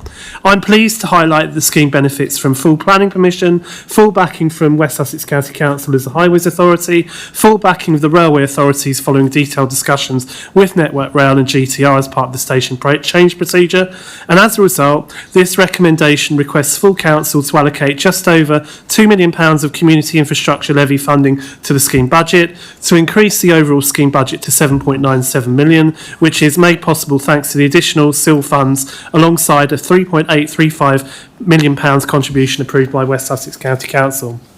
If agreed, these steps will enable us to long last to transform Three Bridges Station into a visibly attractive, welcoming and highly effective transport interchange that truly meets the needs of our growing community and which supports Crawley's long-term prosperity. I think it's worth reminding members of the significance of Three Bridges Station within the rail network. It's a major junction. 3.3 million people use Three Bridges Station every year, which is within the top 7% of stations in the country. It's the fifth busiest in Sussex, with 40,000 people commuting in each day. I passionately believe that we need something that reflects what should be the modern passenger experience. So much work has gone on into the London terminals, for example. It is logical that other peak use stations have similar work. Before we conclude, I want to address some of the issues relating to the increase in the original estimates of cost to what they are now, because I know they've been scrutinised. This station improvement project has been a very long-running ambition, which at times has been frustratingly slow to bring to the point where we can press the button to start. The initial estimate on cost was first made when the concept was first agreed to be developed in 2016, then again in 2018, with one further update in 2020. I don't think we could have done it with those amounts that were estimated even then, but since then, the inflation and the extra inflationary pressures, such as the cost of building materials, have driven prices far higher. It would also be unfair to suggest that the delays in this coming forward, which inevitably increased some of the costs, were anyone's fault at this council. The impact of the COVID pandemic and the water neutrality restrictions delayed virtually everything within the planning system, sometimes for many years, as did the very complex work with Network Rail and GTR over the station change process, which we did everything we could on our side to move forward at all relevant times. It also needs to be stressed that initial estimates were precisely that. They were estimates, and we have significantly increased the proportion of optimism bias contingency compared to the original estimates. We still had the whole station change process with the Railway Authority to get through, as well as certain changes to the highways and land ownership to get through, before we had the full financial picture and the level of work that would actually be required. To get this over the line now, Madam Mayor, will be to see the culmination of many years of consistent and determined work to address the challenges of this entire project, and one that will result in the improvement of the public realm and whole public transport experience for many residents and commuters in this borough. I thank and congratulate our senior officers at the council and their teams for their significant contributions in making this happen, and I hope the council will approve the recommendations tonight. Madam Mayor, we have persevered on this because the goal is entirely worth it. This is the far-sighted thing for this council to do, and I am absolutely certain that future generations will thank us for it. Even with the increases in cost, it is well worth spending this money. Thank you. Councillor Jones. Councillor Nawaz, I believe you are seconding the recommendation. Thank you, Madam Mayor. Yes, I'm seconding the recommendation and reserve the right to speak later. Thank you. I will now open up the debate to the floor.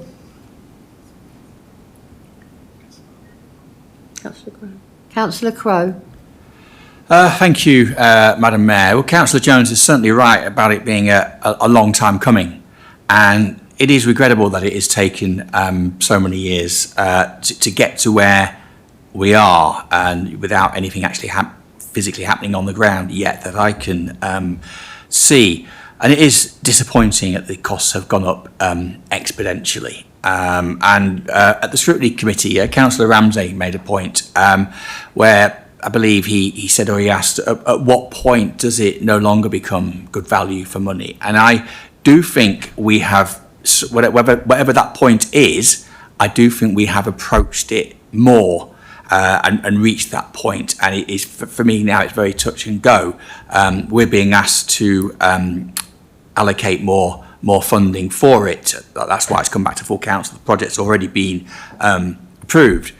But I have been supportive of this project, and I can see that there are benefits, but there's also always unintended consequences. And when they could potentially be negative and they are costing more money, then I do start to question how we've got to where we are. And I'm not quite sure how Councillor Nawaz is yet to speak, so maybe he can address this point. I'm not quite sure how water neutrality could have slowed this down, given it's not a housing development, and therefore there won't be extra population living there. So even though water neutrality is being removed, I'm not quite sure how this would have been held up, but we'll see if someone is able to address that point. As I said, it is regrettable the amount that this has shot up, and I am concerned about some of the consequences. The loss of the right-hand turn is a concern to residents of Pound Hill and of Maidenbower. And while I very much welcome the pedestrian access onto Station Hill, that will in no way mitigate the amount of inconvenience or indeed reduce the traffic enough to make a difference for the loss of that right-hand turn. There's always unintended consequences, and I do find that transport planners often do not allow for human behaviour, and I can envisage some of that behaviour will be people looking for shortcuts to avoid having to go all the way to the square about in order to then turn back eastward. They will find other places, whether that's Liddell Car Park or Stevenson's Way, or some other kind of manoeuvre on the highway that was never envisaged or indeed may not be safe in some cases. And I am also concerned about the what I think could be a potential bottleneck on Hazlitt Avenue East and coming out of Station Hill, coming out of Maidenbower, given that one lane of traffic will be removed. Don't get me wrong, there is quite a lot that's positive in this scheme, and something does need to be done, given how chaotic it is there at a lot of times. But speaking of chaos, I think there's going to be a lot of chaos when this work is done. It's almost impossible, I would think, not to be. You only have to go there on a Sunday when there are replacement buses and the forecourt is closed off to traffic, and to see the impact that has around Three Bridges. So the question I leave lingering really is this now really worth it, given how long this has taken to get us here and how much the costs have gone up? And I think now it is quite a finely balanced argument. Thank you. Thank you, Councillor Crowe. Councillor Jaggard. Thank you. I wasn't expecting me straight away. Yeah, this is not a small increase. This is an increase of around 93% at a time when every pound of public money matters. And I believe the residents deserve a far better explanation than simply inflation, complex land issues and design changes.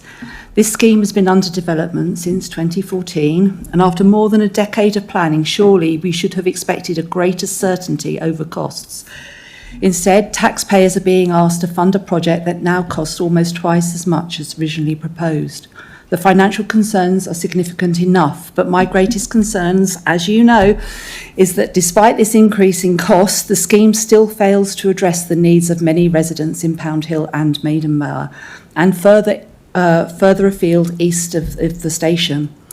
Residents have constantly raised concern about the new road access will make going to and from Maidenbower more difficult. Drivers leaving the station will have to go 1.5 miles via the square about. The reduction to 2 lanes under the bridge makes legitimate concerns about the increased congestion at the end of Station Hill, where, as Councillor Crowe just said, the traffic is going to be condensed into 2 lanes. And that traffic on that junction can back up a mile, back up to Oriel School in the mornings. The revised traffic arrangement also will be directing more traffic through the residential roads of Maidenbower coming from the eastern turning, because there's no dedicated drop-off point near the new station entrance. People are going to be stopping on the double yellow lines, and it's going to cause havoc on that busy junction. And there's no consideration for the impact of the around 2,000 new homes which will be built at Crabbot Park sometime in the near future. All of this congestion is right adjacent to our air quality management area, which is going to increase pollution and play havoc with our environmental policies. While I support investment in our gateway station, forecourt improvements are indeed needed to encourage sustainable transport is an important objective, but good transport planning should improve access for everybody, not simply replace one set of problems with another. Many residents east of the station have no realistic alternative but to drive in. They travel from Maidenbower, where the bus is unreliable and infrequent, and from neighbouring villages where the service is even less frequent. This scheme makes these journeys less convenient while offering no meaningful solution to the existence of the parking pressures already affecting the Pound Hill residents. This council has a responsibility to ensure that public money is wisely spent and that major infrastructure projects have public confidence. When costs have almost doubled and significant concerns about the design remain unresolved, it is reasonable to question whether this project still represents good value for money. Our residents expect us to challenge rising costs, to scrutinise major spending decisions and to ensure that their voices are heard. So on behalf of the residents of Maidenbower, probably Pound Hill and others, these concerns remain unanswered, and that's the reason I cannot support this additional funding, double what was originally forecast. Thank you. Thank you. Councillor Patel. Thank you, Madam Mayor. So I personally use the station every day, and it's absolutely chaos around rush time. These improvements are necessary, these improvements are needed, and I find it surprising that Councillor Crowe suggests the development work inconvenience means that we should all have substandard station that's not fit for purpose for our community. I think we need to be positive and work together to improve the facilities for Crawley, and on that basis, as a user of the station, as many people in Crawley are, I absolutely support this recommendation. Thank you. Councillor Nowers. Councillor Nowers. Thank you, Madam Mayor. I think a lot's been said on that, and Councillor Crowe mentioned a couple of things. I'll point out, I think he mentioned water neutrality. Generally, water neutrality has slowed down everything in the last 4 years. Everything. Every single development, rather it's housing, it's commercial, or whatever it is, even though it's an annex in your house, which is outside of the main building, you have to provide a water neutrality statement. It has created a lot of complexity around the whole planning process. So that is one thing. I just thought I'll mention that over there. But generally, when you talk about this scheme, as Councillor Patel mentioned, is an improvement scheme. It's a gateway to Crawley, the major junction, 7% in the top 7% in the country. It's a gateway to our Manor Royal, the largest industrial bid we have in the country. So what we want to do is to improve the overall first impression of Crawley for the generations to come. And this scheme it's been in the making for many years. I know the first, Councillor Jones mentioned, first estimates come in 2016, but the conception of this is started in 2012, I think, and it's keep going for that. Highway, West Sussex Highway Services, we are not the highway authority, have done different modelling on that. Not once. They refresh that data few times, and every single time they come in, and which I believe Councillor Crowe was the cabinet member then, and all the time it's been mentioned, this is the only solution to this scheme. This is what we can't decide, is the highway services guided us, and we follow the advice from them. And we have done everything possible to minimize the disruption, minimize the load on that, and every single time we've gone back onto the board, this is the only solution we get. The cost has gone up, there's no doubt about it, but it was a very smaller scheme when we started it. It was a very smaller scheme. What it is now, a comprehensive scheme. It's gone through Crawley Borough Council many times. It's gone through the West Sussex authorities' offices a few times. It's gone through the railway authorities. They all have looked into it. It's gone through intense scrutiny, all three different organisations. And everybody said, if you want to deliver this scheme, which is beneficial to our residents, this is the only way to do it. And that's where the cost has gone up massively. It's not the same scheme which was initially conceptualized in 2012, 2013. It's not the same scheme which was done in 2016. It's gone massive, it's gone bigger, because that's the way you can minimize the disruption, and also our residents can benefit and future generations can benefit from it. I think we need to think about Three Bridges is a scheme which is going to benefit the whole Crawley. This is the major station in the whole, all of the Sussex. I think top 5, Councillor Jones mentioned that. And if we are not improving our facilities, I think we're not improving anything. And this is something we need to leave as a legacy for our town, where our generations can be proud of. And I think I completely support this scheme.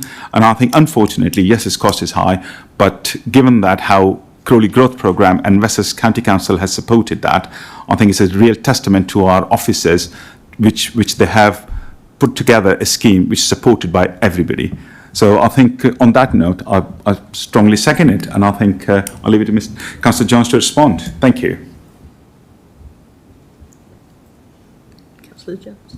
Do I call Councillor Jones? Councillor Jones, did you want to respond?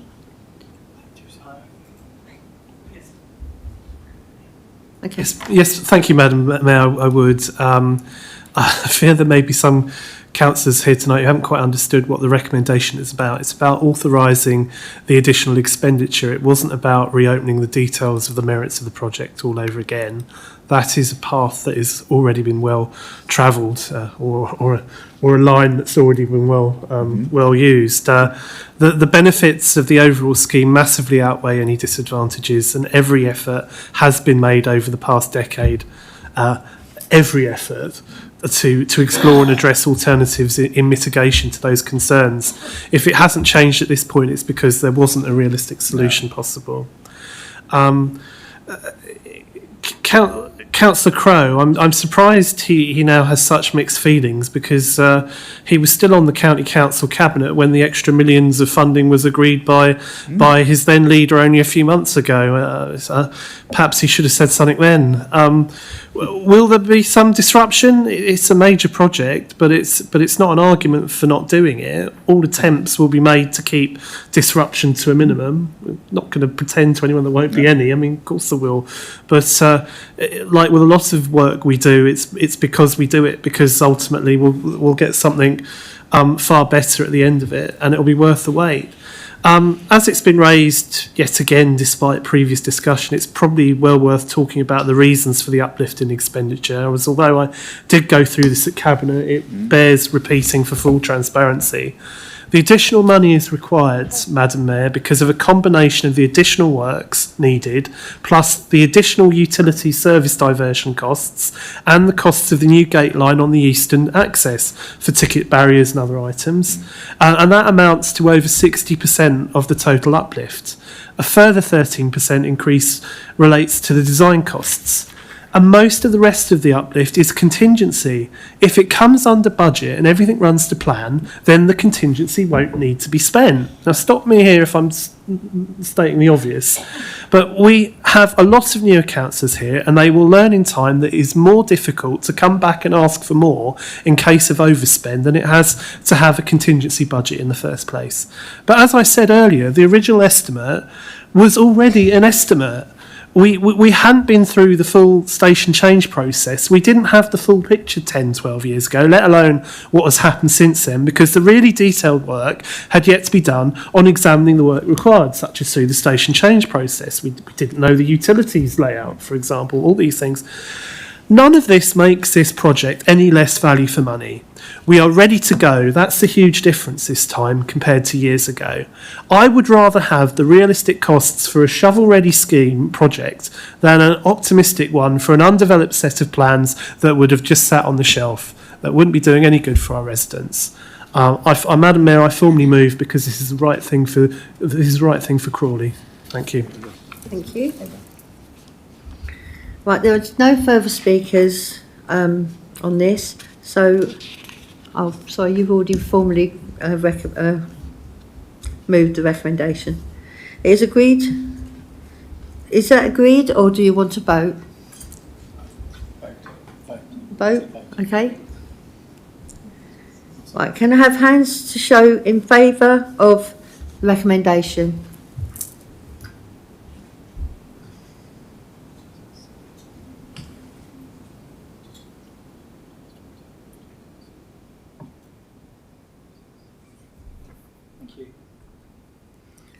And those against? And those abstaining? It's carried. It's carried. 27 for, against 2, and abstaining 2. So that is 4, carried. Thank you. I formally say that recommendation is carried.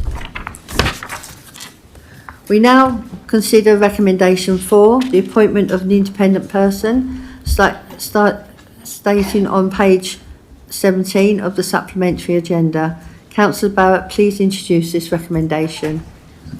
Thank you, Madam Mayor. We have 2 independent persons who support our complaints processes and help ensure good and transparent governance at Crawley Borough Council. Without them, we would not be able to maintain an effective complaints process nor provide the level of assurance expected of us. Peter Nicholson started as a member of our Standards Committee 19 years ago and has served as an independent person ever since, which is an incredible commitment. Over that time, Peter's shown remarkable dedication and commitment.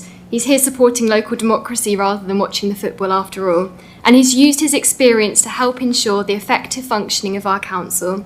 I'd like to thank Peter for his willingness to continue in this important role until the council ceases to exist. I therefore ask members to support this motion to reappoint Peter Nicholson to ensure continuity and the continued high standards of governance that we all expect. Thank you. Oh. Sorry, I was looking at something.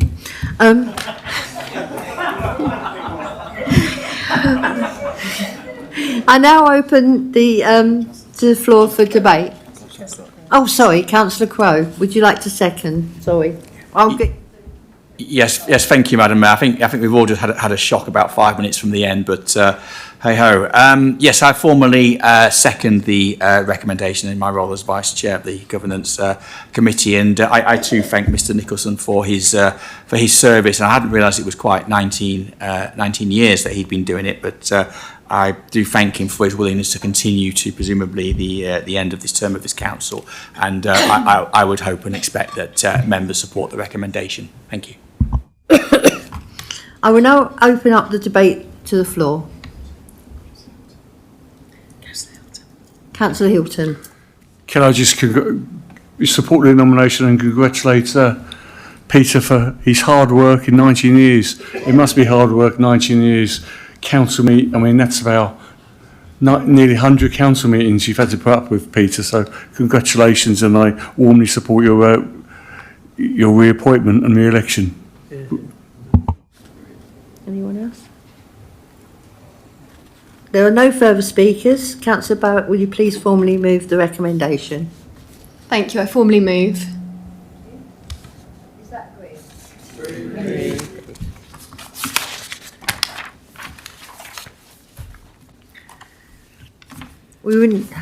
We will now deal with the first of two notices of motion before us this evening, which is set out on page 109 of the agenda. Notice of motion 1 is a motion on antisocial use of e-bikes and e-scooters. This motion will be moved by Councillor Jaggard and seconded by Councillor Ramsey. I therefore call upon Councillor Jaggard to formally move and present the notice of a motion. Thank you. Right, so I have formally proposed this motion to request the Cabinet Member for Public Protection to address the antisocial use of e-bikes and e-scooters in Crawley. Most importantly, to include the potential for a PSPO with a strong emphasis on council-owned parks and gardens, especially Tilgate Park. And I want to make clear that my concern is for antisocial behaviour with motorised bikes and scooters and not motorised wheelchairs or disability scooters, and that should be made clear in any action that might be taken. So, Tilgate is one of Crawley's most treasured spaces. Indeed, it has been mentioned twice in Cabinet announcements this evening, a place where families walk, children play, residents come to enjoy the peace and fresh air. It is our premier park. But increasingly, we are hearing concerns from residents who feel that this safe, shared space is being put at risk. With the growth in the use of e-bikes and e-scooters within our parks, often at speed and on pedestrian paths, it is worrying residents. Indeed, this is not just a theoretical concern. Back in April this year, a 66-year-old man was seriously injured following an altercation involving an e-bike rider near the Tilgate Zoo. He was narrowly missed on the footpath and then pushed to the ground. He required major surgery. And sadly, this is not an isolated case. Last May in Northampton, a 5-year-old boy was left with serious head injuries after a collision with an e-scooter, again requiring surgery. These incidents are deeply concerning. It highlights not only the potential for physical harm, but also the conflicts that can arise when high-speed motorised vehicles are used in spaces designed for leisure and for play by children and other residents. Evidence suggests that this is not an issue confined to Tilgate. Similar e-bike-related antisocial behaviour reports have occurred across Crawley's parks and wider afield. A few weeks ago in Littlehampton, for example, an e-bike hit an elderly dog walker, again causing major injury. Police are taking action with targeted patrols to reassure residents. These are examples underline the simple truth. When faster motorised vehicles mix with pedestrians, particularly children and older residents, the consequences can be severe. This motion is not about demonising any particular group, it's about balance, fairness and safety. Many people use e-bikes responsibly, but our parks, especially Tilgate Park, is not the place for antisocial behaviour. What we are proposing is proportionate. This is about protecting families, not restricting. The potential to have a public safety protection order will enable fixed penalty notices to be issued, working with Sussex Police. We need to send a clear message. Our parks, Tilgate Park, is a place of safe, respectful enjoyment by everyone. Since this motion was published in the Crawley Observer, there have been hundreds of comments from concerned residents who have witnessed antisocial behaviour from e-bikes and scooters. Residents support this across the town. They want action to enjoy our parks without fear of collision, intimidation or harm. Now, I'd like to deal with the amendment that's come forward. Our parks, particularly Tilgate Park, is owned by this council. Tilgate already has a PSPO requiring dogs to be kept on leads. There is CBC signage to make sure users of the park are aware of this. They know what is expected. Now, you want to reject my idea of a council PSPO for antisocial behaviour for e-bikes and scooters. You are effectively saying that making the park safe is nothing to do with you, that it's the police's responsibility, and to erect signage and patrol our parks. Residents might think that CBC is not interested in preventing life-threatening accidents from occurring on our land. Yes, we can deal with antisocial behaviour involving dogs, but not antisocial behaviour involving electric bikes. Residents will see this as passing the buck, shrugging your shoulders, nothing to do with us. Well, shame on you. Earlier this evening, we also voted to extend the PSPO across the town on additional powers on antisocial behaviour of drinking in public spaces. That seems to be an issue that the council is happy to action. So why not e-bikes and e-scooters? Hypocrisy. So I urge colleagues to support this motion as it stands so that we can investigate options, including a PSPO, consult properly, listen to residents, and to actually take action. A sensible step towards protecting one of Crawley's most valued green spaces, Tilgate Park. Thank you. Councillor Ramsey, would you please second the motion? Also, please confirm if you're wishing to speak now or reserve your right to speak later during the debate. I formally second the motion and I'll speak now. Thanks. As a regular cyclist myself, I'm instinctively a little cautious whenever government wades into the space to potentially tell us what we can and can't do with our leisure time. But that being said, spending so much of my spare time cycling is precisely why I do feel so compelled to back this motion. Because I know the overwhelming majority of cyclists and e-bike users are responsible. They slow down around pedestrians, they respect shared spaces, and they understand that operating a vehicle at high speeds obviously comes with greater responsibility. That's why I think it's important to say that the motion is not anti-cycling, it's not even anti-e-bike. The issue before us here is anti-social behaviour. Our parks belong to everyone. They belong to families of young children, dog walkers, wheelchair users, and yes, cyclists too. Because cyclists aren't just cyclists, we're pedestrians, parents, and dog walkers as well. And these are shared spaces, and shared spaces only work when everybody accepts a degree of responsibility towards one another. New technology shouldn't mean old principles simply disappear. Just because something is electrically powered rather than petrol powered doesn't mean we stop expecting reasonable behaviour. Innovation is welcome, but responsibility has to keep pace with innovation. And it's our responsibility in this chamber to make sure that our public spaces are protected and new technology is properly regulated. It's not for us to pass the buck. I also think it's worth remembering exactly what we're being asked to vote on tonight. It simply asks the Cabinet member to investigate what options may be available and then report those findings back through the Council's democratic process for proper consideration. This is an evidence-based approach, and if that investigation concludes that existing powers are sufficient, then so be it. But if there are practical steps that can make our parks safer and more welcoming for everyone, then surely we owe it to our residents to explore them. Ultimately, this debate isn't about whether someone chooses to travel by bike, e-bike, or on foot. It's about what sort of public spaces we want in Crawley and how we can best protect our quality of life in the face of new technology like e-bikes. I believe we should do everything in our power to ensure that everybody, regardless of age or mobility, can enjoy our parks safely and confidently. For those reasons, I'll be supporting the motion as originally tabled, and I encourage colleagues to do the same. Thank you. Thank you. I have an amendment for the notice of motion. This is detailed from page 19 of the supplementary agenda. Councillor Cheriton, would you introduce your amendment, please? Thank you, Madam Mayor. So, as the Cabinet Member for Public Protection, of course, I have to consider very carefully what's in the best interest and how we support residents of Crawley. And we do, of course, we share the concern of everybody with antisocial use of e-scooters and e-bikes.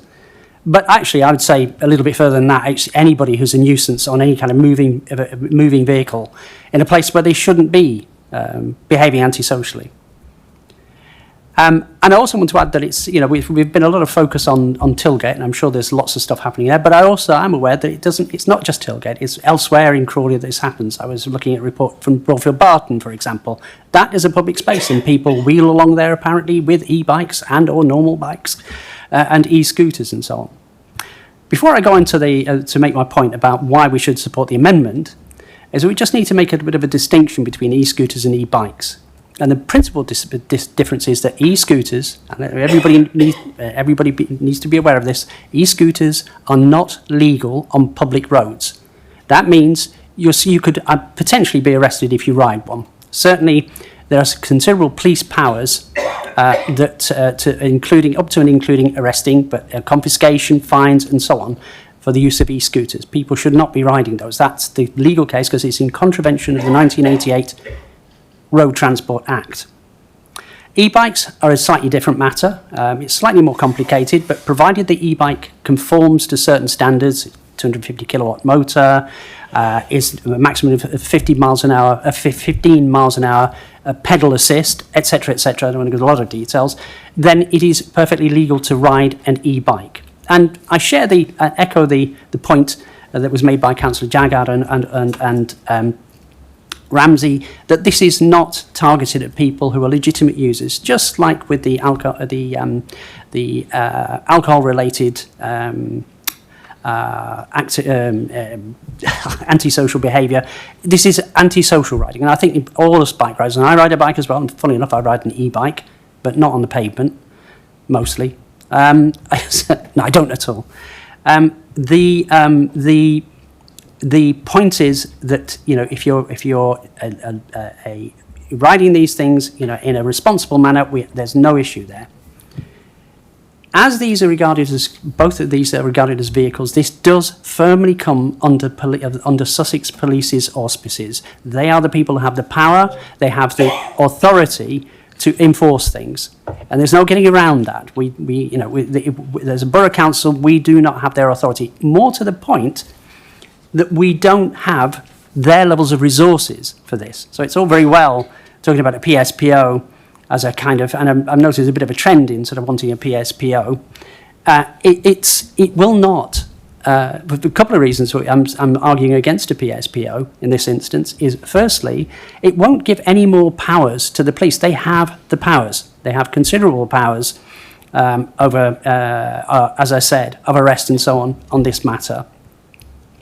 But also, they have the resources. They have PCSOs in every ward, as far as I understand. We do not. We do not have a massive team. And the team that we do have is currently pretty much fully occupied dealing with fly tipping, which we've seen an epidemic of since West Sussex County Council imposed their pre-booking. So, you know, it's not like we can just deploy people left, right and centre. And one of the big problems with this issue of e-bikes, e-scooters and frankly, ordinary bikes and so on, being ridden in an antisocial way, is you have to catch these people, and there is no licence for these people. There isn't a licence that you can be traced with.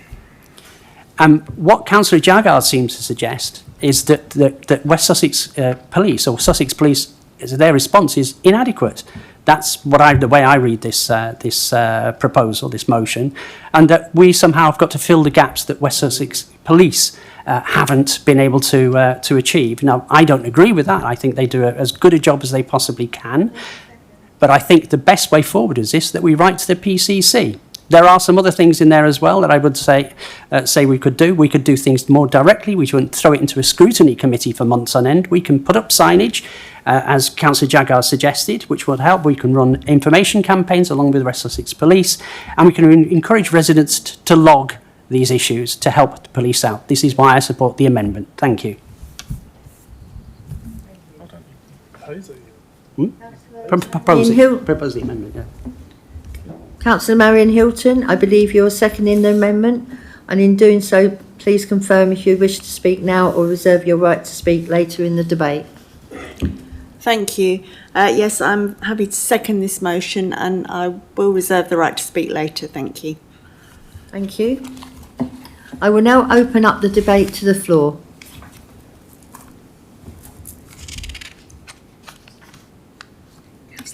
Councillor Crowe.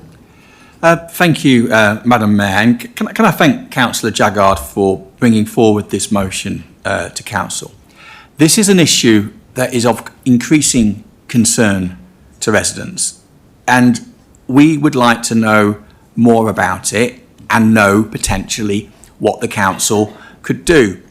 The Council is a large landowner in Crawley. It owns many parks, for example. And it's not just Tilgate Park, there's plenty of other parks and open spaces that are owned by the Council that have pathways that are used by, in an antisocial way, by e-bikes and e-scooters.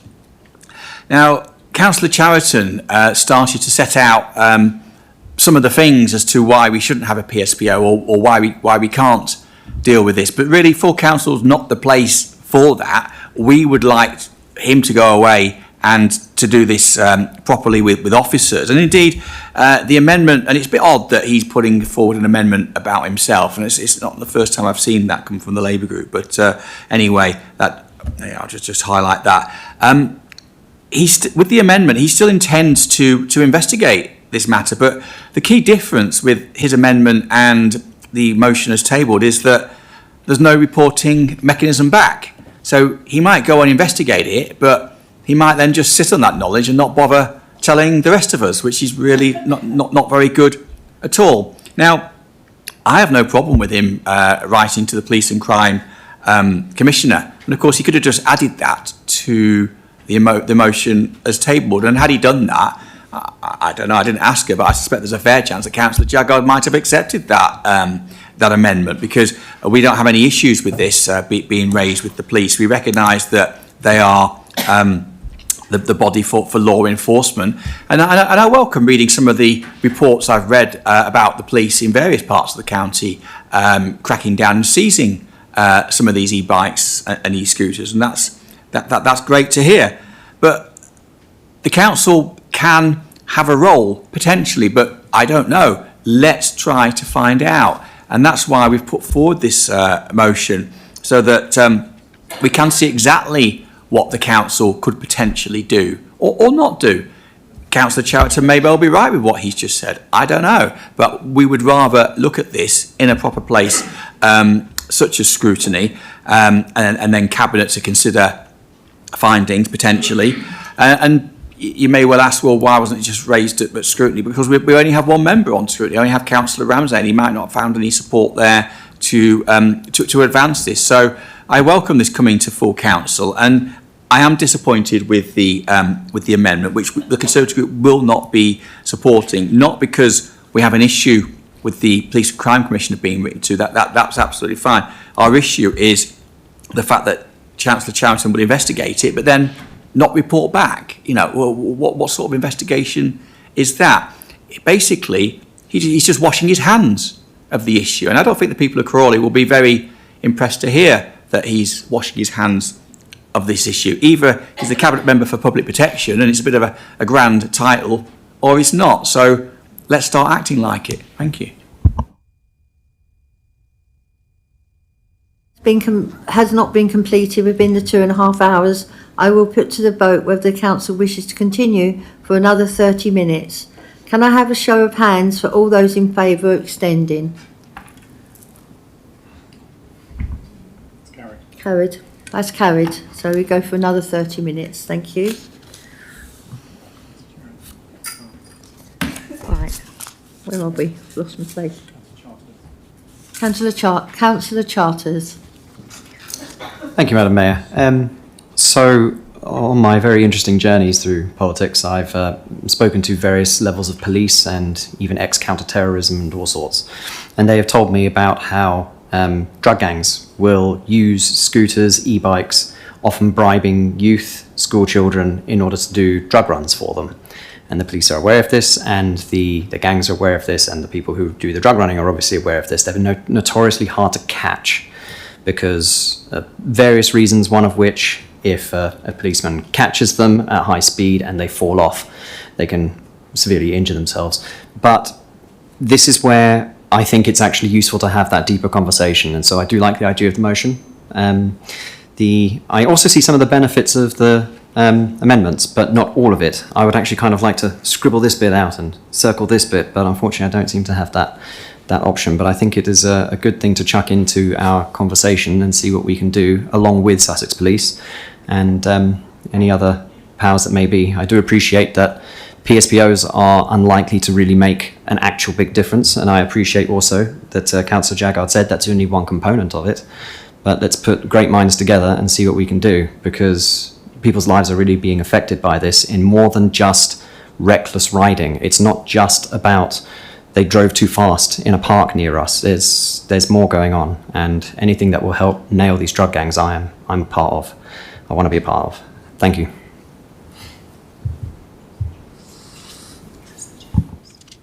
Councillor Jones. Yeah, thank you, Madam Mayor. I wasn't intending to speak on this, but this motion, I'm afraid, certainly particularly after hearing from Councillors Jaggard and Crow, the word grandstanding was used recently, and it's now springing to my mind all the time. But in terms of this, I'm afraid, you know, if the councillors were so determined to go through the scrutiny process, you could have done that way. There hasn't been an attempt to do that. There's an attempt to go very public, very soon, very quickly. And as far as I can see, there's been no attempt actually to go into the mechanics of this, because I think I rather suspect it would all fall apart fairly quickly if it had. Would the police support a PSPO of this nature on this scale? I mean, because as I read it, this motion talks about the entire borough. You know, so suddenly, Councillor Jaggard says, "Well, it's all about Tilgate Park." Well, I'm sorry, that's not what this motion says. But the bottom line here, and I think that I'd praise Councillor Jaggard for being very diplomatic, I think, is ultimately this is a police matter. Councillor Charters talks about drug dealers and drug barons using this. Drugs are a police matter. It has to be dealt with on that level. It's that serious. The other thing that needs to be said is that the police have the powers to deal with all this. It's well known that e-scooters aren't legal in this area in anywhere except private lands. Anyone who's driving this is not legally doing it if they're doing it on the public highways or the footpaths or anything like that. So I'm afraid I think that Councillor Jaggard, with the greatest respects, done this the wrong way round. And if Councillor Jaggard wants to reach out to any members of the group, of the Labour group, on a scrutiny matter, then or even talk to the chair of the Scrutiny Commission, for example, about giving this further consideration, I would suggest that's the right way to do it. But we haven't been convinced by the arguments, as far as I'm concerned, tonight. And actually, as it's a police matter, going to Katie Bourne and asking her what she's doing about it is exactly what should be done. Thank you.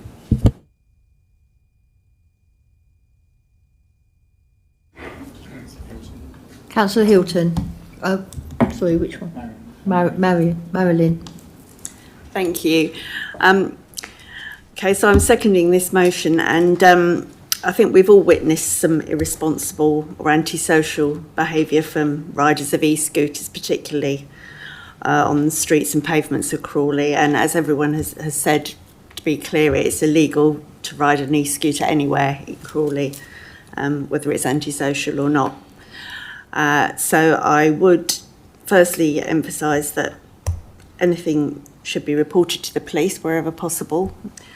Clearly they have limited resources, but I think the more times it's reported, the more likely this will get more attention from the police. In addition to that, I absolutely support writing to the PCC to get something more done about this. I understand the government is currently reviewing legislation on e-scooters and e-bikes, which would help around the fact they're not registered. So that may help in tracking them down when crimes do occur. And I accept many of the comments that others have made on this. Also, there are other areas where e-scooters are legal, and that is why they're so easily purchased by people, because you can't stop someone buying an e-scooter, you can't control where they ride it. But if they're riding it in Crawley, it is illegal, and that is the main reason I think that it is a responsibility of the police. So I would support the amendment. Thank you. No further speakers. There's no further speakers on this. Councillor Jug. Oh, sorry. Sorry. Yeah, that's fine. Councillor White Oak. Councillor White Oak. Okay, so I broadly agree with this motion, and there's definitely something needs to be done about the scooters in Crawley. So I was just wondering, the Cabinet Member for Public Protection sits on the executive of the Safer Crawley Partnership, and I know they're meeting on the end of July, on the 30th of July. I just wondered if it was something that he could bring up there to see if there could be a coordinated response.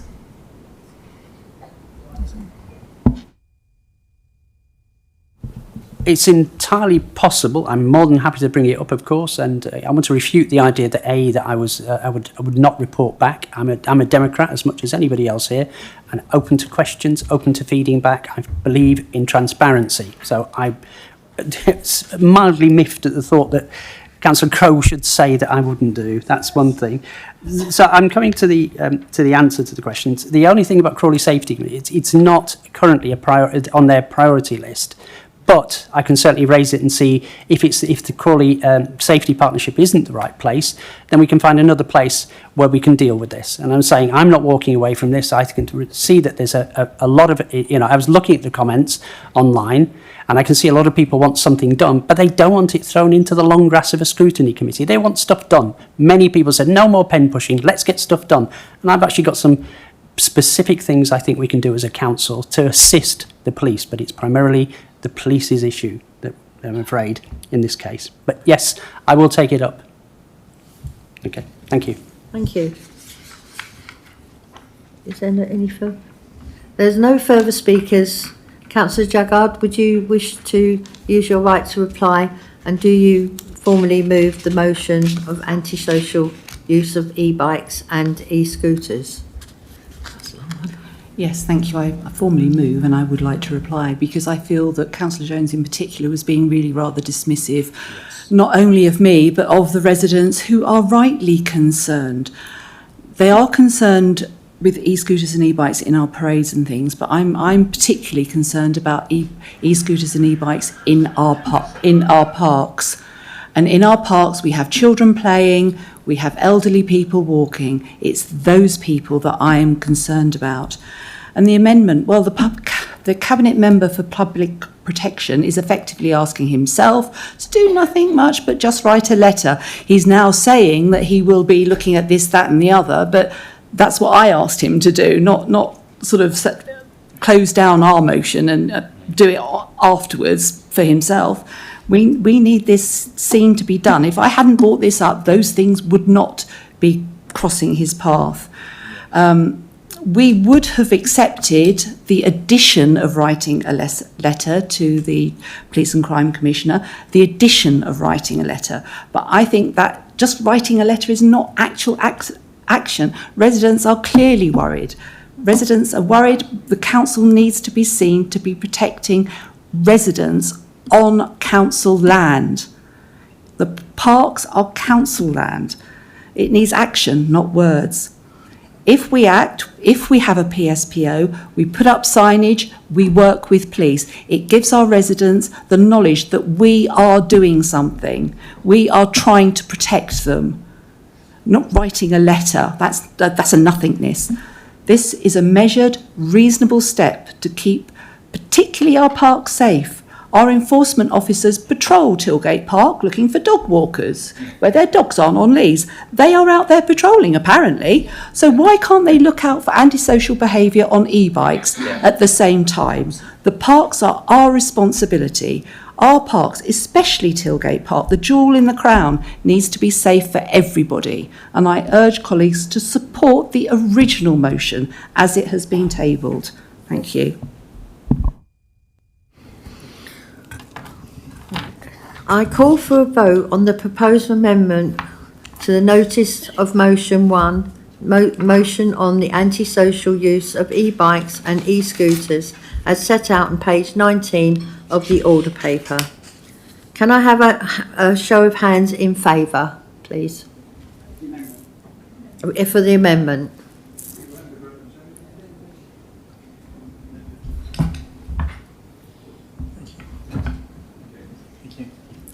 You count it? Okay.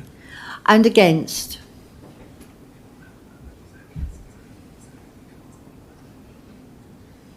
Thank you. And abstain?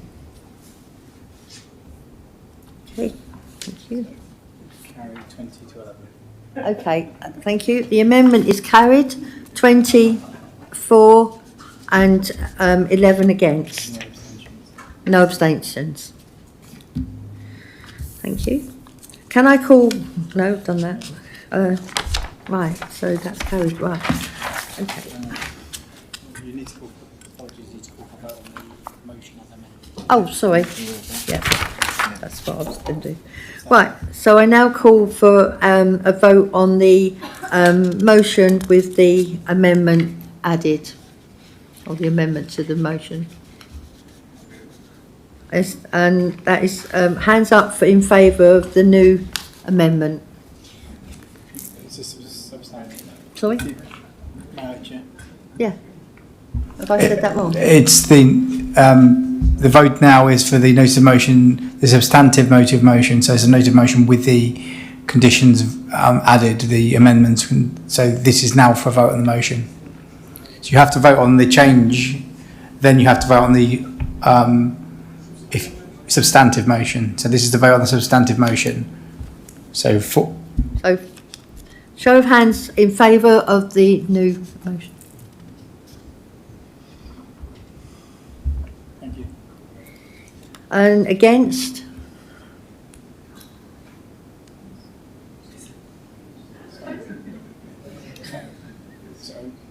And abstain? No, sorry. Oh, sorry. Can I just be clear? Against? Because there were some hands going up. So Against? thank you. No. Abstain?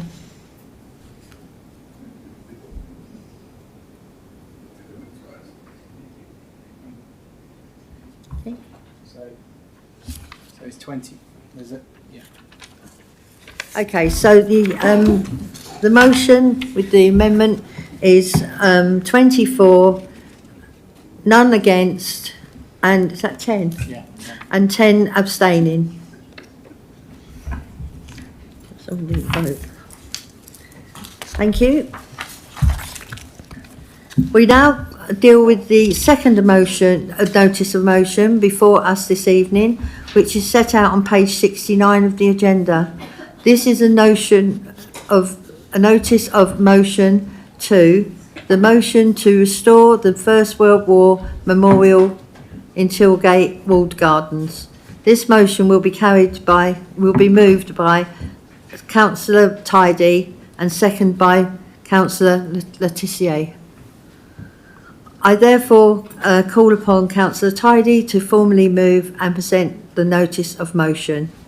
Hi, thank you very much. Yeah, I formally move the notice of motion to restore the First World War Memorial mural in Tilgate Walled Gardens.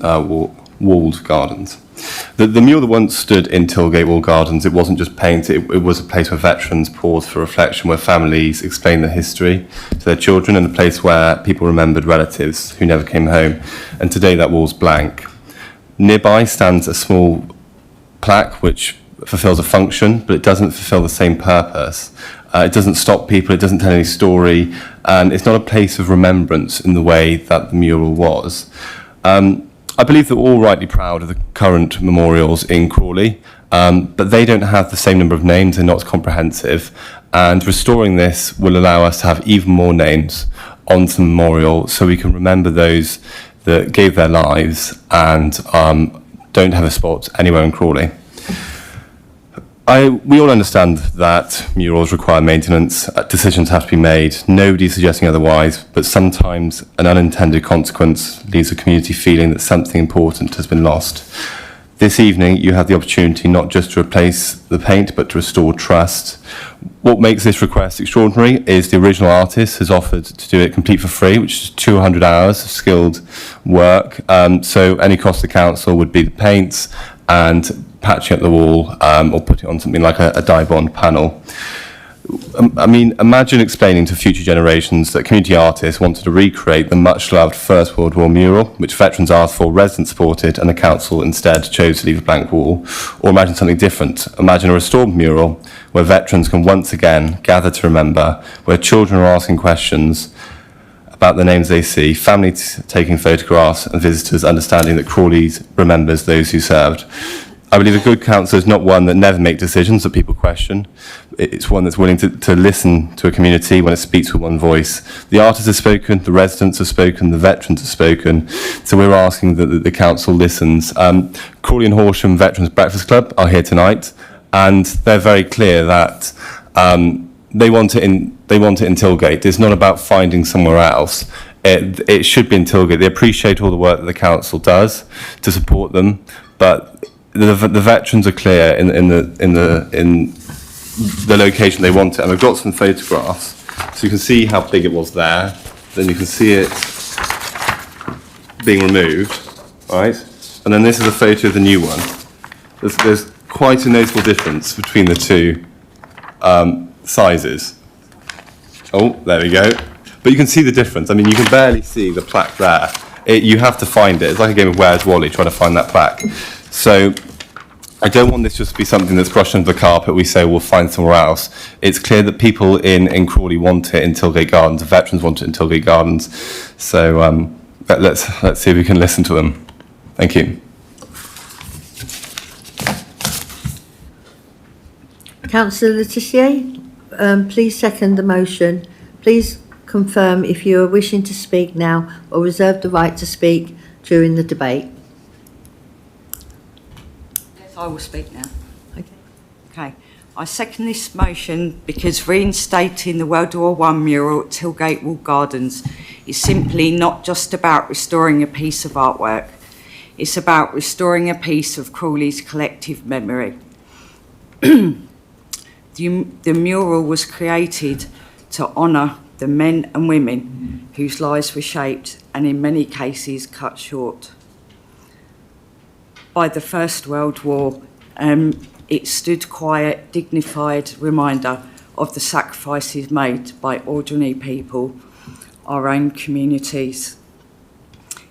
Its removal has left a noticeable absence, not just on the wall, but on the story of our public spaces.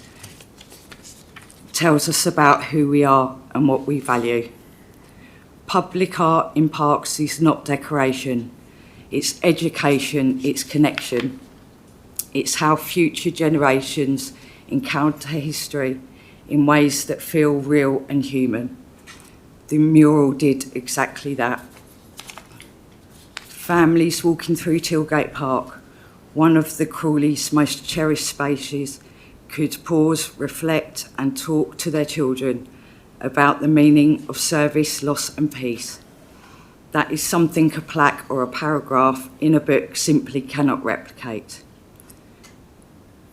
Reinstating the mural is also an act of respect. Respect for our veterans, respect for our families and those ancestors who served. Respect for the community members and who contributed to its creation, and respect for the principle that remembrance should be visible, accessible and woven into everyday life. I want to emphasise that this motion is not about revisiting the past decisions or assigning blame.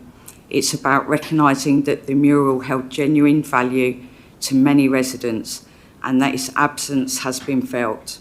Restoring it would demonstrate that this council listens, responds and cares about preserving Crawley's heritage. Tilgate Park is a place where people come to feel connected to nature, to each other and to the town's identity. The World War I mural was part of that identity. Bringing it back would strengthen the culture and the historical fabric of the park and reaffirm our commitment to honouring those who served. For these reasons, I'm proud to second this motion. We have two amendments on the notice of motion, as detailed in page 21 and 25 respectively, within the supplementary agenda. We will take them in the order they are submitted and listed.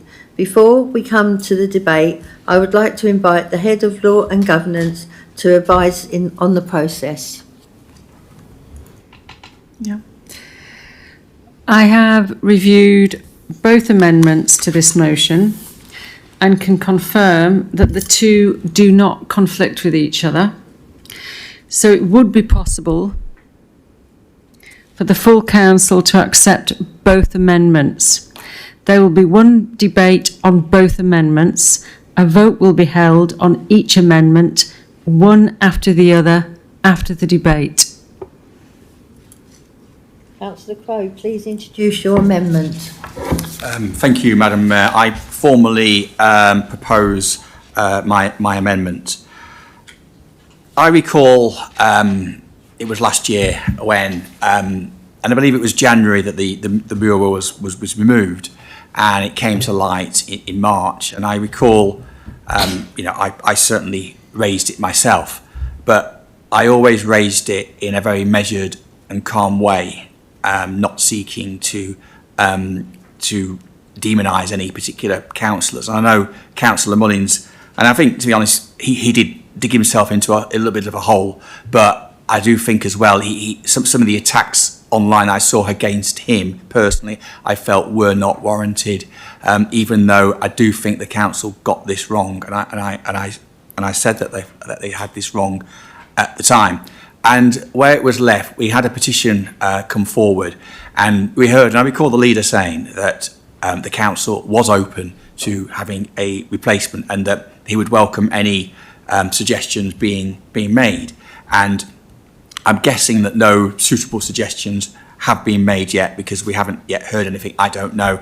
Maybe we can find out this evening. But I do think as well that the full council is not necessarily the right place to determine this. We need information, we need facts. We're not able to delve into this fully tonight at full council. I recall hearing at the time, and I'd be interested to know if it was still the case or not, but again, then this leads into my amendment, that there were issues with the wall as to why it wasn't suitable, and that the mural was deteriorating and it was not the right wall for it to have been painted on. That's what we heard at the time. Now, I'm guessing, because I don't know, but that may well still be true today, but it may be fixable. I don't know.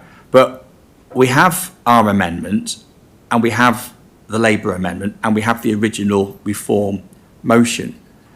The original reform motion, in my view, is too prescriptive, because it is saying it must be on that wall come what may. And there may well be, we don't know, there may well be good reasons as to why it can't be.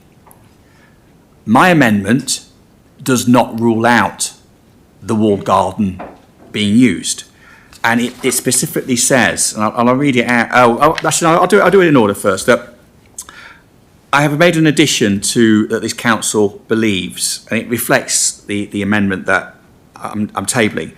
And it's an addition that says that matters relating to memorials for those who died serving our country must always be dealt with in a considered, respectful and dignified way, seeking consensus wherever possible. Now, where could we consider this in a considered and respectful way? Well, the council is already setting up an armed forces scrutiny panel. And as I understand it, the terms of reference for that panel have yet to be, well, they're certainly not public, they're not yet to be determined. But my amendment says, well, we've got a cross-party panel. I'm not quite entirely sure what their remit is. It's something that's come up through scrutiny, but this would be a perfect thing for them to look at. And you'll see that my amendment says, let's look at this in the whole. Let's look at what we have in the town and make sure that it is fitting as a whole. The mural in Tilgate Park is or was one part of that. So our amendment, and I think it's better than the Labour amendment, and I think it improves the motion that's tabled, says let's look at everything to make sure we've got this right across the town in terms of our memorial and tributes to the fallen. And that's not in the Labour amendment. But what we have got in both amendments is a commitment to do something. But our amendment, it references the walled garden. It says, let's look at that, let's look at its merits, but let's also look elsewhere as well. Whereas the Labour amendment explicitly rules out the walled garden at Tilgate Park. Now, we've heard from the, from I forget her title now, Mrs. Cryer, that both motions are not incompatible with each other. So the Labour group could, and what the Labour group vote for will carry tonight. They could vote for the Conservative amendment, and if they do that, they may well find that their amendment also gets support. So I would encourage all members to improve the motion to make it less prescriptive and support the Conservative group amendment so that we can hopefully try to get something done and to put right what was a wrong.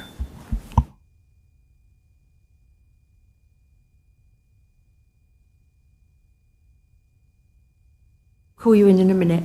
As the meeting has not been completed within the 30 minutes extension, I will put it to the vote whether the council wishes to continue for another 30 minutes. Can I see a show of hands if you're in favour of extending? Carried. Thank you. Councillor Tidy. No, oh, sorry. Sorry, he has a speaking right at the end. Oh, sorry. Right. Speaking right at the end. Okay, so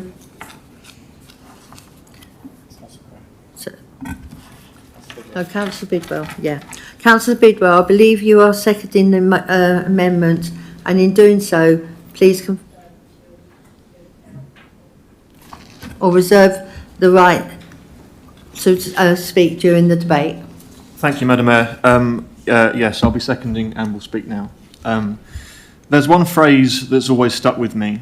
Those who cannot remember the past are condemned to repeat it. This council has always recognised the importance of symbolism, and this instance should be no different. Memorials are lasting reminders of the courage, sacrifice and values that have shaped our community. They ensure that future generations understand not only what has happened, but why it must never be forgotten. The very least we can do as a council is ensure that the sacrifices of the brave people who stood up for our country are remembered. This is exactly what this amendment seeks to achieve, a considered path towards creating a fitting memorial while ensuring that the best possible location is carefully explored. This amendment does not ask us to decide every detail today. It asks us to seek to do this properly and with the respect and permanence that those sacrifices deserve. I therefore second this amendment and I urge members to support this. Thank you. Councillor Jones, please introduce your amendment. Thank you, Madam Mayor. The amendment to this notice of motion is necessary, Madam Mayor, for the sake of accuracy, because there's a lot of misrepresentation in what was drafted in the original wording, and also to give the council officers a steer on the way forward, because since this began, let's be clear, the council has always said there will be another suitable memorial or artwork somewhere.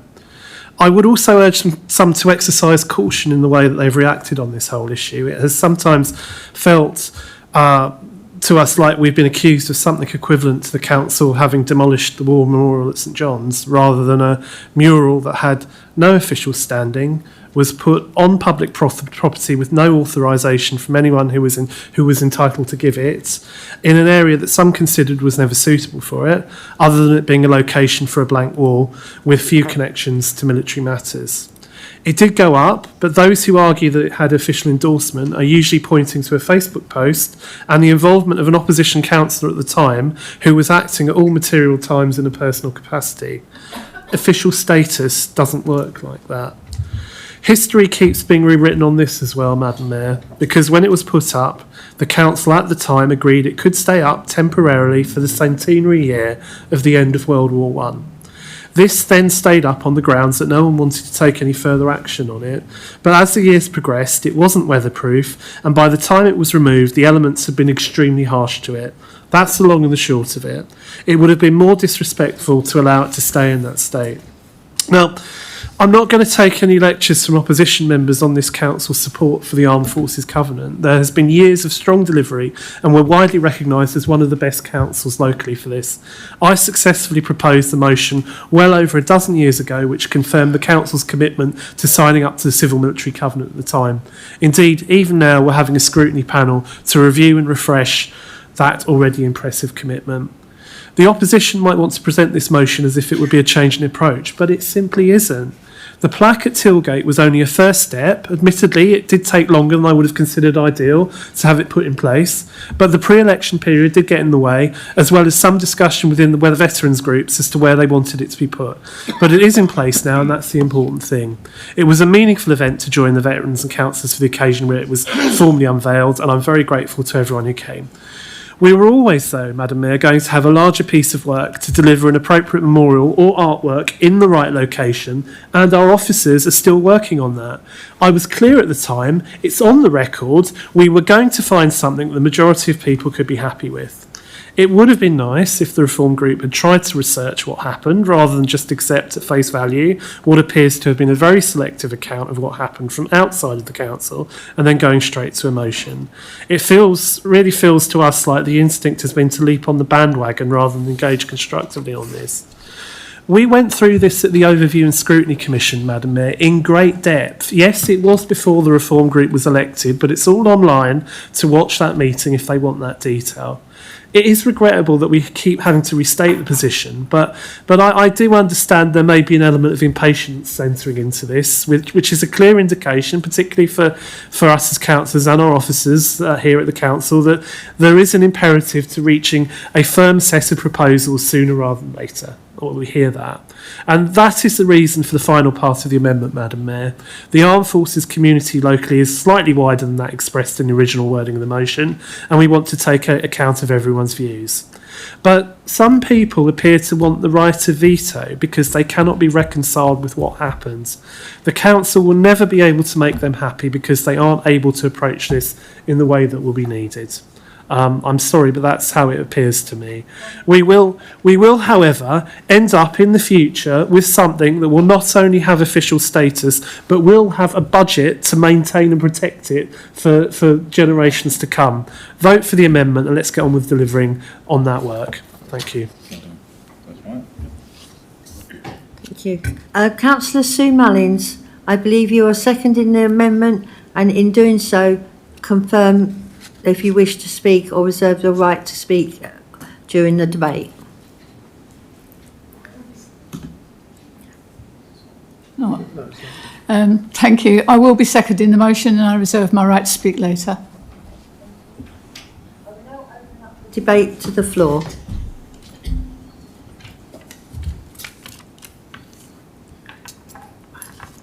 Right, Councillor Whiteoak. Okay, so I just want to say a few words in support of the original motion.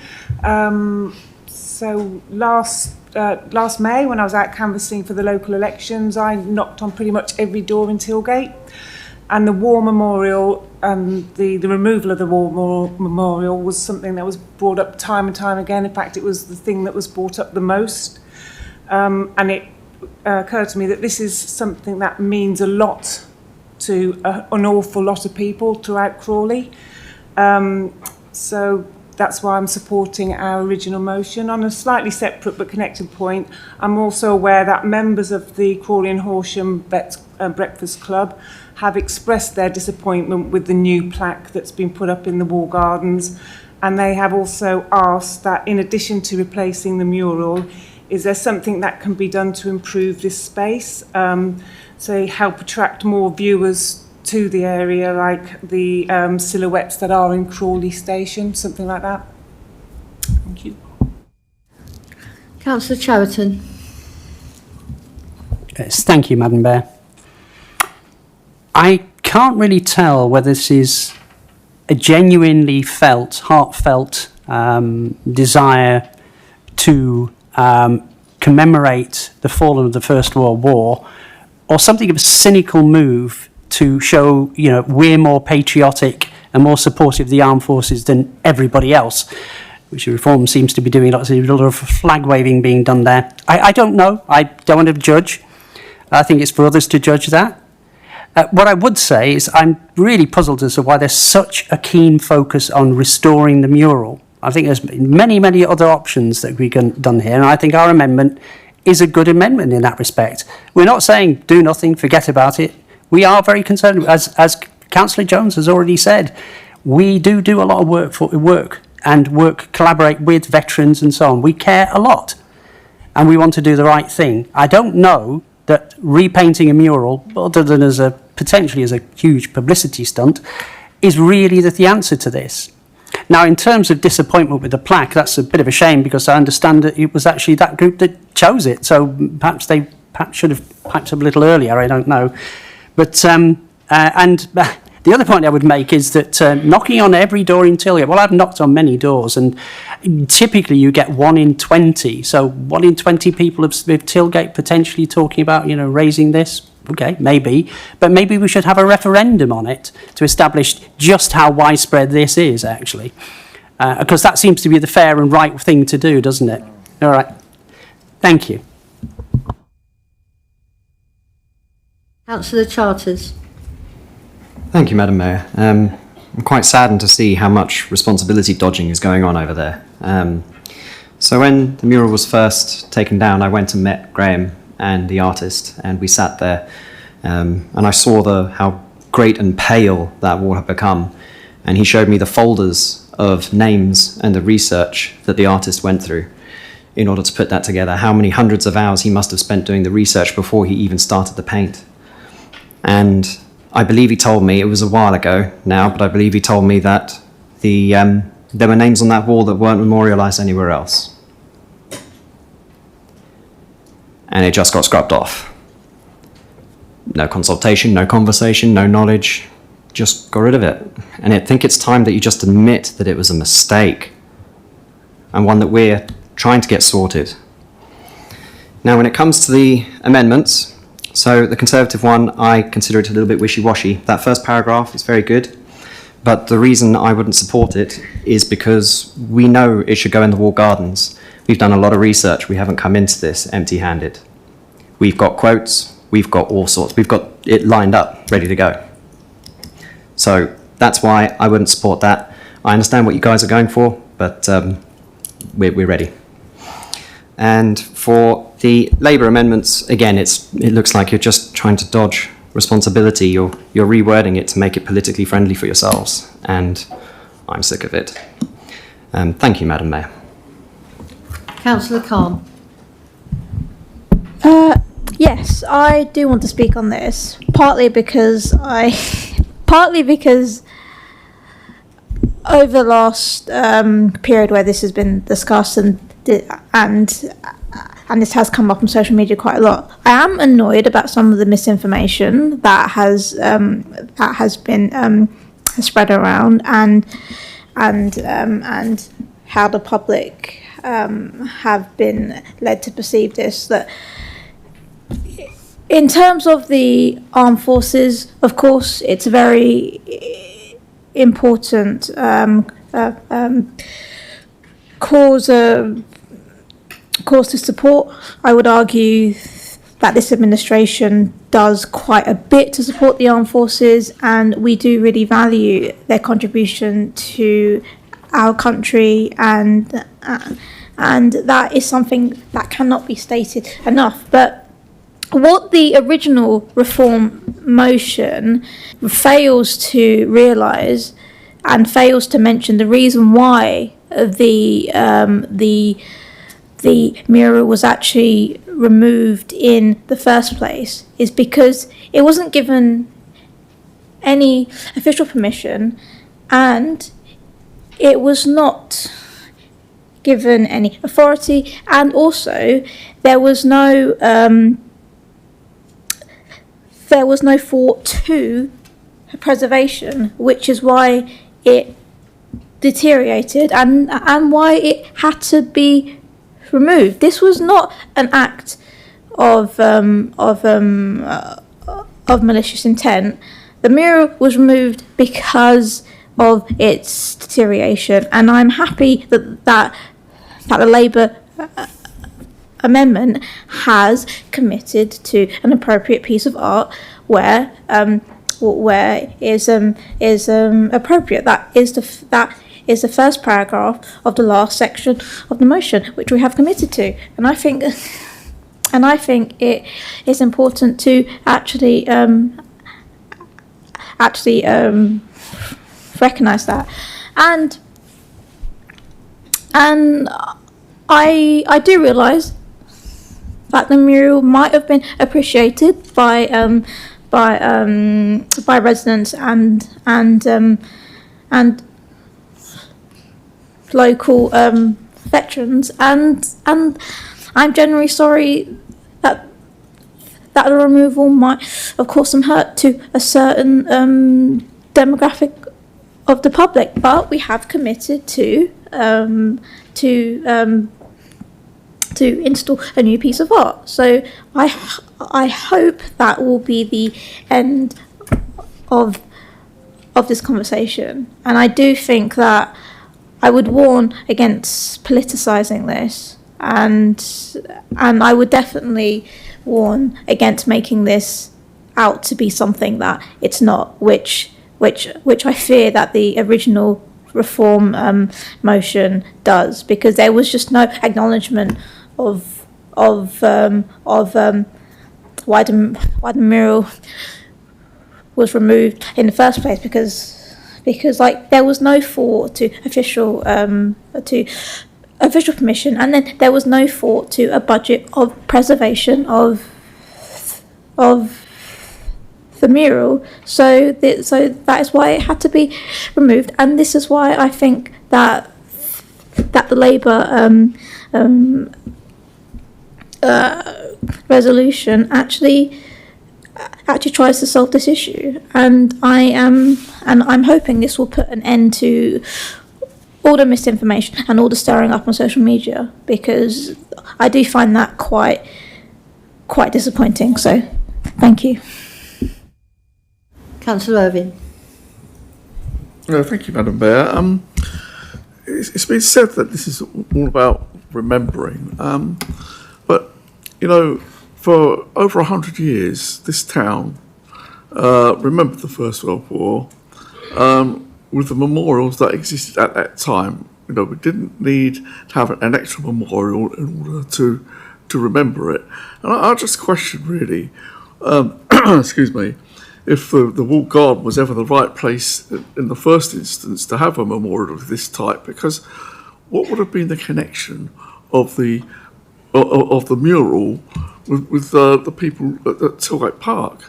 I've travelled, to war cemeteries and war memorials in Belgium, France, and lots of other places in Europe, and it's a very moving experience. And I always find that the memorials that are there are the memorials that have existed since after memorials started to be built after the First World War, and that is where people gather on the 11th of November to commemorate the ending of the First World War or whatever. And you don't see any instances of extra war memorials needing to be created, because the war memorials are already there. And I have an interest in this, I think, because I don't really like talking about my family in public, but it's kind of piqued by my grandfather, who enlisted in Kitchener's Army in 1914, when he was 17, 2 years underage, but he lied to go to fight in France.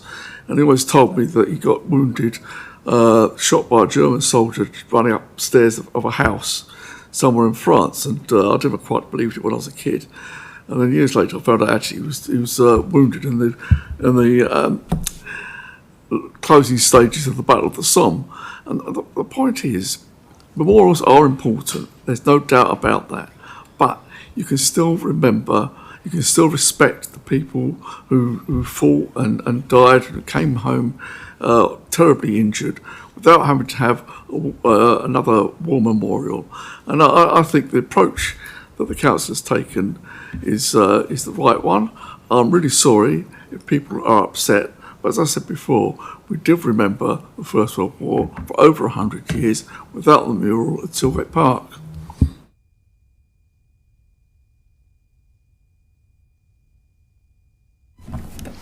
Thank you, Madam Mayor. I feel very disappointed because I'm looking across there and we have a whole bunch of new councillors. a whole bunch of new councillors who haven't bothered to go back and look at the history of this thing and are now trying to make political capital out of something that's already gone before.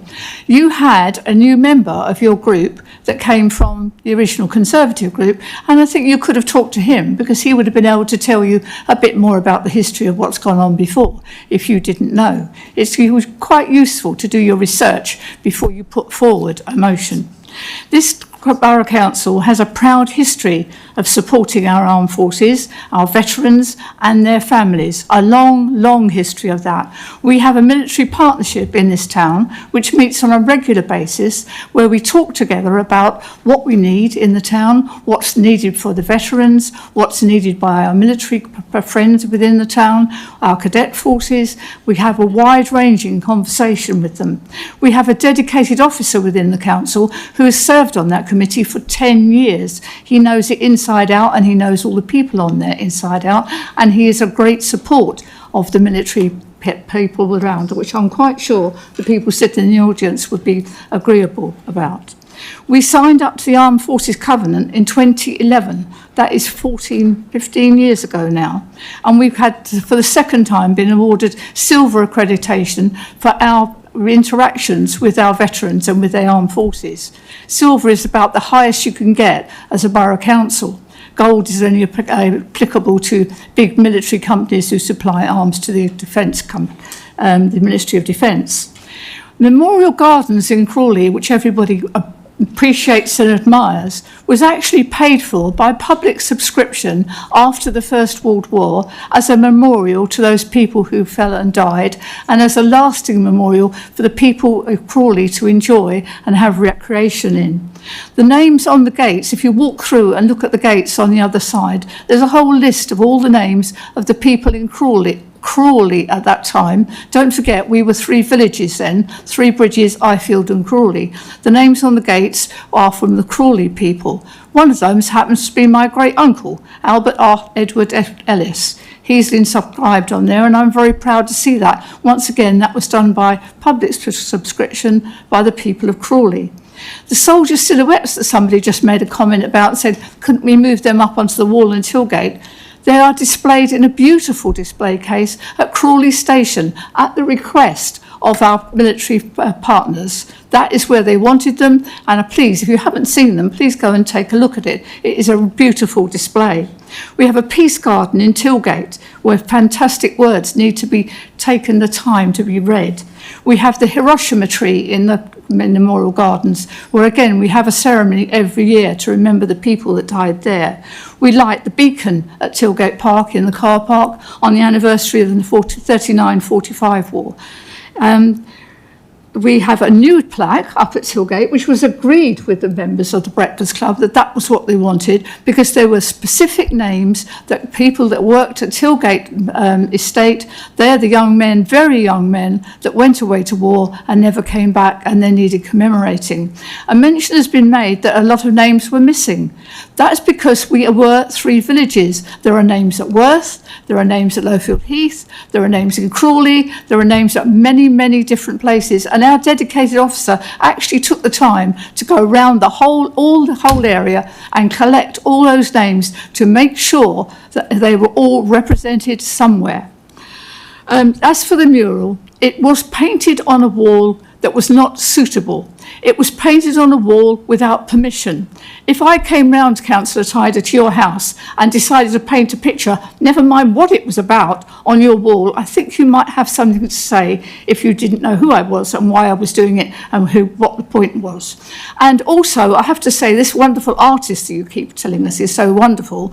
He not only did not prepare the wall properly, he actually used household paint to paint the mural. Now, anyone who knows anything about murals know they have a shelf life 10 to 15 years. If you do a bit of household paint and you don't prepare the wall correctly in the first place, it will deteriorate very quickly. And that did. It blistered, it peeled, it was a shabby mess. In fact, it was an insult to our military partnership people to have something like that on the wall. If you're going to memorialise somebody, let's do it properly. At the moment, we work together with our military partnership, the breakfast... Councillor Mullins. Right. Councillor Tidy. Thank you very much. So just quickly in terms of moving the soldiers, that was never claimed. So just want to make that clear that nobody suggested moving the soldiers. The main thing seems to be we're going to do it. Let's just kick the can down the road. We were actually talking about an opportunity to do it because we're saying let's just move it down. Well, if we are going to do it, we've found a suitable location. The wall, we've gone to the wall. We've had builders go to the wall to look at the suitability, to ensure that we can paint on it. And you can criticise the man that painted it all you like, but he spent 200 hours to do that. It's the only location where we commemorate everyone that we know who died, who lived in Crawley in the First World War. So, I mean, we can't constantly say, well, let's just look into it and do it down the road, because nothing's happened. Well, where have we got so far? And you can say that you're disappointed that the Veterans Club didn't agree to the plaque. That's because they felt they had no choice. It was that or nothing.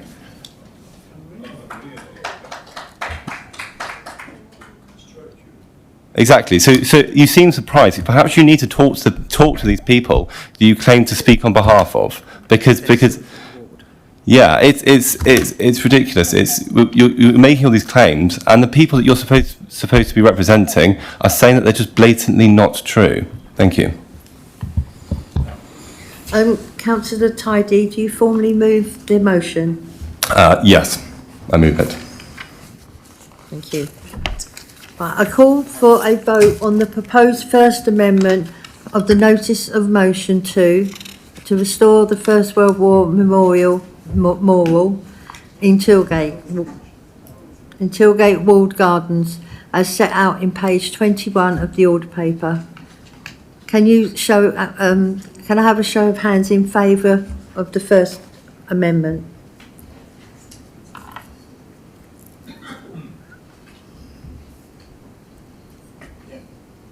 Right, okay. I'll just go on to the next one. Oh, sorry, yeah. And against the motion, the new one, the amendment? Against the amendment. Against the amendment. That's Councillor Crow's amendment. Thank you. And abstain. So the motion falls by 4 to 26. Right, so it falls, and it's 4 that was for it, and 26 against, and no abstains, no abstaining. We've got to do the guillotine again. Yeah. Okay.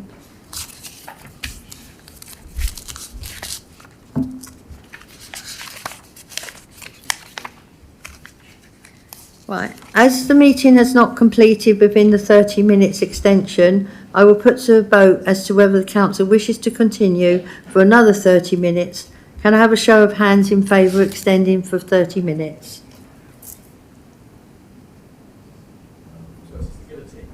Yeah. Yeah. And against? And against? It's carried. And abstain? Okay, it's carried. Okay, so, right. Now we'll go back to this. Where are we? All right. I call for a vote on the proposed Second Amendment of the Notice of Motion. A motion to restore the First World War Memorial in Tilgate Walled Gardens as set out in page 25 of the order paper. That's Councillor Jones's. Can I have a show of hands in favour of the new amendment?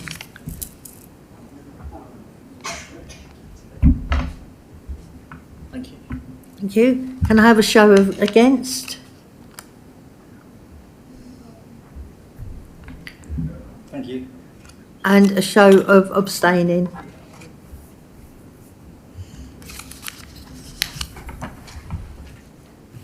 Thank you. That's 19 for, 11 against, and no abstaining. So that's carried. So the amendment is carried. So we now have to vote on the motion. Substantive. Substantive, yeah. I now call for a vote on the substantive motion of notice of motion the motion to restore the First World War Memorial in Tilgate Walled Gardens as amended. I call for a show of hands in favour of that the new motion.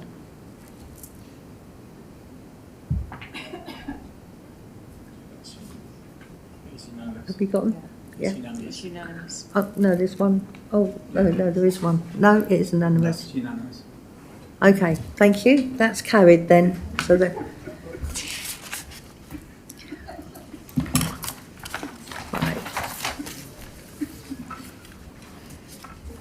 Right, the next item is Council's question time. We have 30 minutes for this item. We will start with the 4 written questions which have been submitted in advance. These are detailed in the supplementary agenda on page 9 and includes the responses. Councillor Jaggard, do you wish to ask a supplementary question? I might ask something later. So I stay on the list in case I want to ask something later.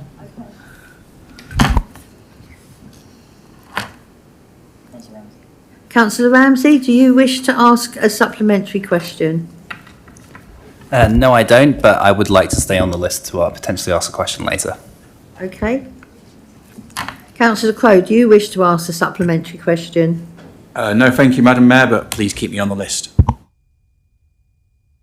Councillor Whiteoak, do you wish to ask a supplementary question? Not right now, but keep me on the list. Okay. Thank you, Madam Mayor.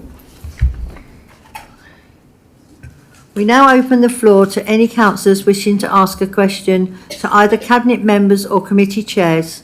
I will rotate where possible between groups and use any information provided by the groups of their questioners and their preferred order. To guide the debate, please indicate now if you have a question. Councillor Abu Musa. Good evening. Thank you, Madam Mayor. My question is for the Cabinet Member for Planning and Economic, Councillor Nawaz. I saw in the member bulletin that the new local heritage list has now been approved. I was really pleased to see some well-known, as much loved building in Crawley have been added, including the former Co-op building on the Broadway and the former Crown Post Office on the Boulevard, with incredible honeycomb design. Could the cabinet member please tell me how long has it been since the local heritage list was last fully updated? How many new buildings in the places have been added to the list? What benefits do these buildings or places received for being included on the local heritage list? Does he also agree that our planning officers deserve recognition for the excellent work they have done and preparing this update list, which is so important to protecting Crawley local heritage? Thank you very much.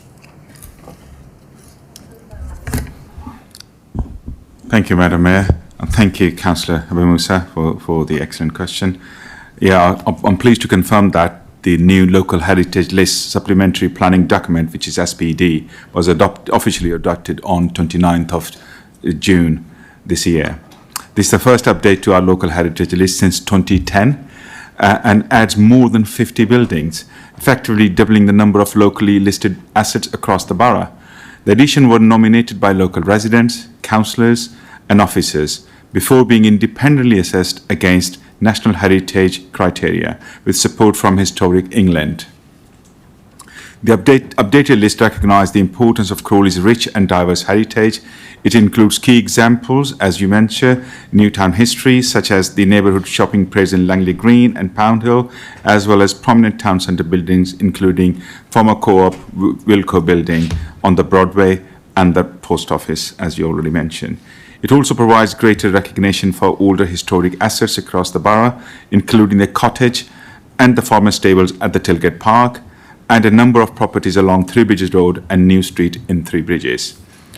Being included on the local heritage list, this means buildings' heritage significance becomes a material consideration in planning decisions, affecting that buildings or its setting. This gives greater weight to protecting valued local buildings and their contribution to the character and identity of our neighbourhood. The SPT demonstrates Council's commitment to recognise, protecting and celebrating Crawley's built heritage, ensuring these important local assets can continue to be appreciated by future generations. And I wholeheartedly agree with you. Our officers have worked really hard with the relevant authorities and organisations to get this going and approved. So thank you very much, and I think we will be happy with that. We're looking after our town and its heritage very strongly. Thank you. Councillor Ramsey. Thank you, Madam Mayor. My question is for the Leader of Councillor Jones, I believe. Yes, sorry, as in I believe the question is for you. I do know you're the Leader of Council, don't worry. I'm not that tired. So we have 2 flagpoles outside the council, and I know some opposites seem to think that flag waving is a bad thing based on what they said earlier, but I absolutely love seeing that the England flag has been flying for the past month. And I'm a bit worried, given that the result earlier tonight, that the flag's now going to be quietly taken down. And I know from people's reactions earlier that there are a lot of avid England fans on all sides of the chamber. So I ask, why could it not be flown all year round?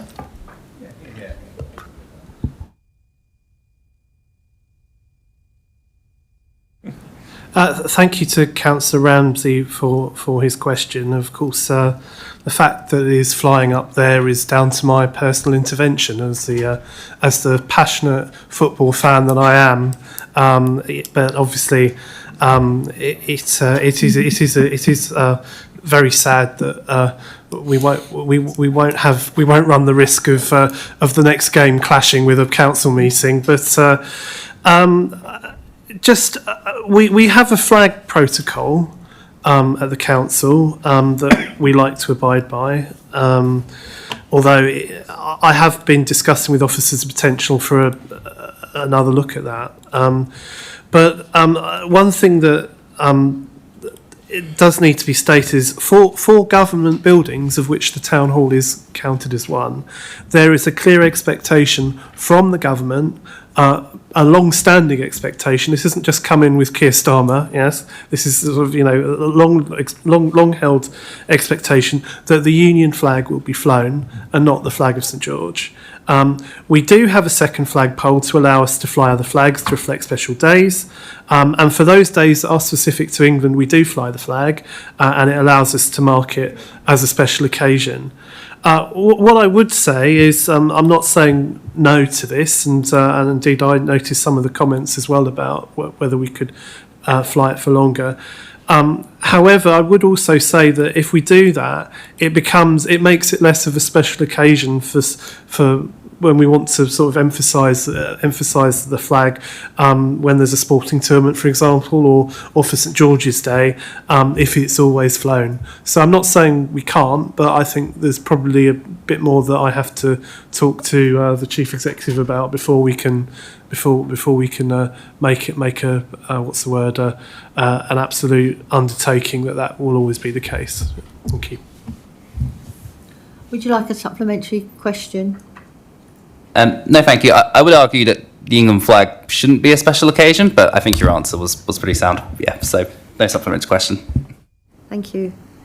Councillor Khan. Oh, I didn't expect to be called this earlier. Right, so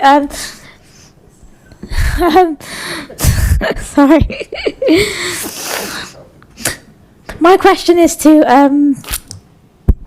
Councillor Irvine, and I noticed that you went to the launch of the Scrutiny box at Crawley Station a few weeks ago, and it seems like it was a very interesting event. I took a very keen interest in that event. So would it be possible if you could share with the council your thoughts and impressions and what the event was about? I would be absolutely delighted to do that, and thank you very much for your question. I was very happy and honoured to attend the unveiling of Squatty Box in my capacity as Cabinet Member for Housing, and I'll just explain a little bit about what Squatty Box is.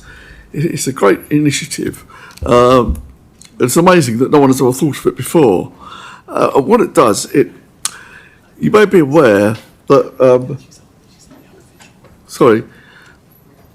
you may be aware that many ex-servicemen find themselves homeless, right, disproportionately so, and it can be very difficult for homeless people to access even basic services like GPs and dentists because they don't have a fixed address. Squatty Box gives them an address and a secure mailbox, in this case at Crawley Railway Station. It's also for other emergency workers, and the plan is to roll it out to all street homeless people. As I said, ex-servicemen are proportionately homeless, and this initiative does give them the opportunity to try and get their lives sorted out, get off the streets and into secure accommodation. And it was because of the number of homeless veterans after the Napoleonic Wars that the obnoxious Vagrancy Act was passed. And I applaud the government, the Keir Starmer-led Labour government, for abolishing the Vagrancy Act. And can you imagine, Madam Mayor, can you imagine it? People being sent to prison for the crime, in quotation marks, of being homeless. I also applaud the organisers of Squatty Box for their extremely good-hearted initiative, and in a way I hope that no one ever has to use it, but I suspect that will be a forlorn hope. And if you want to support Squatty Box, then you can find all their information and their address online. Thank you. Do you have a supplementary question? Councillor Bidwell. Thank you, Madam Mayor. My question is for Councillor Nawaz. At the most recent Planning Committee meeting, you spoke against the offers of recommendation for refusal for a controversial application, despite not being the ward councillor. Crucially, the reason for refusal was based on failure to satisfy multiple policies and guidelines, including our own local plan. As the Cabinet Member for Planning and Economic Development, this comes under your portfolio. Do you therefore plan to revise the local plan?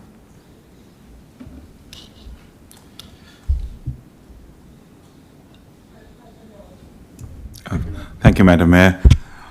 Thank you for your question, but I think given that is still a live application, I don't think so. I need to comment on that at this point in time, and I think that's probably not the right thing to do that, and I think it's probably not the right question, because I think the committee, I spoke as a councillor, so I don't think so. I have to comment on this one at this point in time. Do you have a supplementary question? Councillor Charters? No. Sorry? Correct. Oh, you don't want... Oh, okay. Councillor Crowe? Oh, sorry, it's not... Sorry. Councillor Marilyn Hilton. Councillor Marion Hilton. Sorry. Thank you. The subject of green flags was mentioned earlier.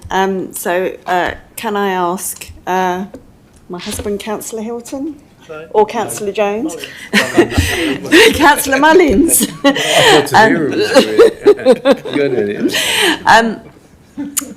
Can we confirm how many of our parks have received green flags again this year?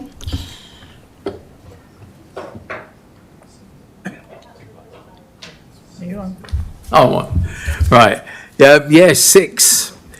Tilgate Park, Goffs Park, Memorial Gardens, Worth Park, Highfield Mill Pond, and Crawters Brook. I got to say during the week that Mr. Jones and myself went out and went to all of those places, and we had a look at the new green flag and had a photo with it, and it was a wonderful occasion.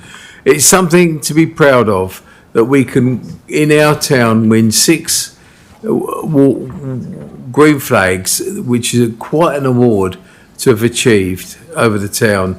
And I have to say thank you, really, to the workers on site, because our grounds teams are the people that actually achieve these results. And they go out with their tools, and they make our parks look absolutely beautiful. So I'd like to say thank you to all of those staff that have made this achievement, and congratulations to everybody concerned.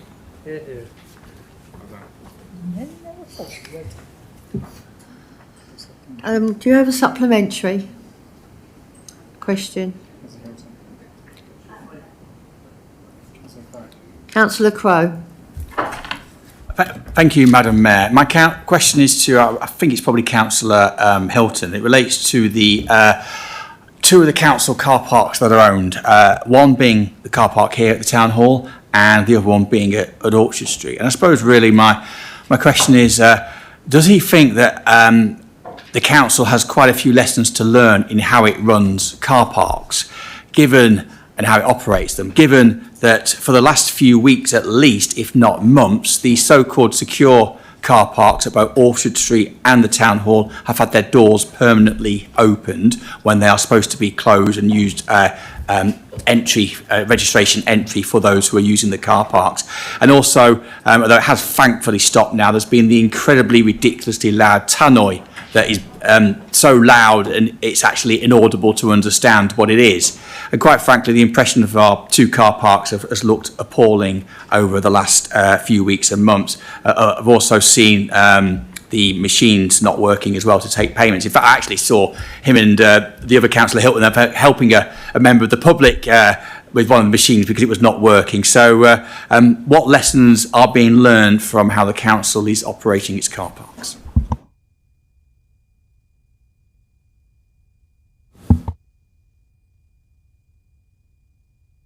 There's quite a number of questions there. It's on.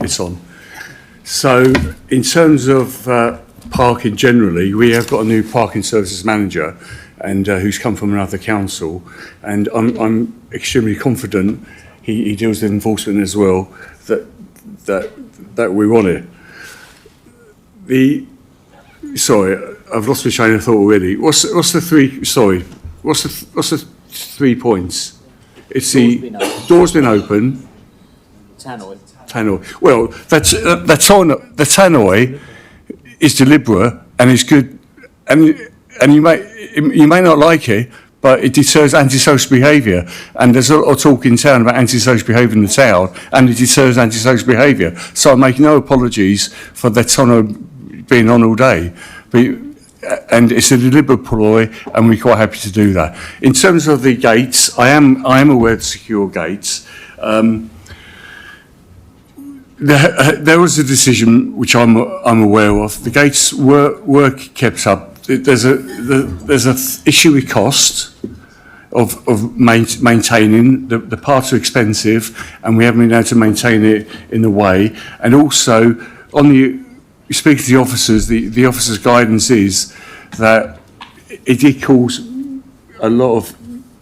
There was some tailgating anyway, and it didn't do the thing you think it should do. That's the advice I was given, and it's a move I did support. But I can give you a further written explanation in detail in writing after this meeting. But it is a decision I was aware of, and it's a decision I supported. No, thank you, Madam Mayor. I'll talk to them offline. Thank you. I think it's going to be a very quick one. I think it's to Councillor Chariton. It's sort of based on my written question earlier, where it stated that is the contract income, is assessed on an annual basis. If income on contracts is only assessed annually, how does the council know if income levels on any contract really is on track? Annually seems hugely long period of time. And referring specifically back to the litter enforcement, is the aim still to make an additional £170,000 from littering fines on our residents each year? And if it's not, how does that impact the budget?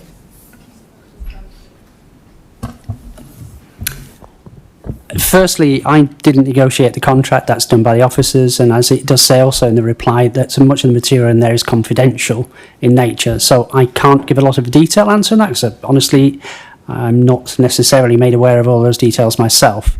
Answer to your question, again, I would have to put that to the officers to understand that, but I can't imagine, and you know the processes here as well as I do, that the officers would do anything which was anything less than, as it were, transparent, and that didn't allow us in some form to monitor it. So I can assure you that I'm pretty confident in the officers' ability to keep track of expenditures. But if you like, I can have some more discussions and pose that question to two officers. To your second point, with regard to, it's getting late, so I'm forgetting now, but to your point about whether we're going to make £170,000, I don't think that was ever set up as a target. That isn't our aim. The aim is not to generate lots of funds out of this. The target, the aim, is to reduce littering. If, as a byproduct of that, we generate some income to fund this, then again, thinking about the taxpayers, the ratepayers of the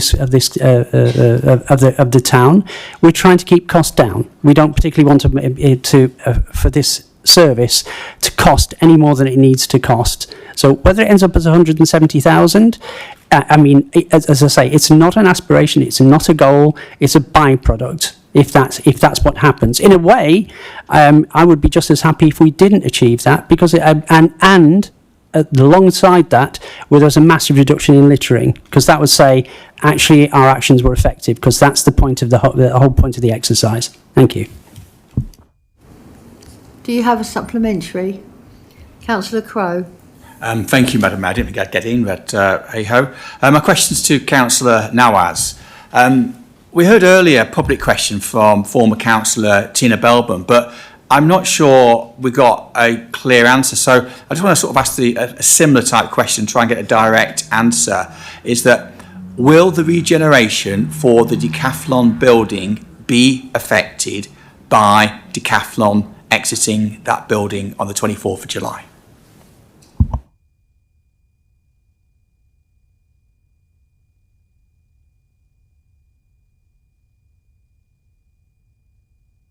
Yeah, thank you, Madam Mayor. Unfortunately, Councillor Nawaz has had to leave for family reasons. But with respect to the closure of the Decathlon store, which is clearly a commercial decision taken by an individual retailer,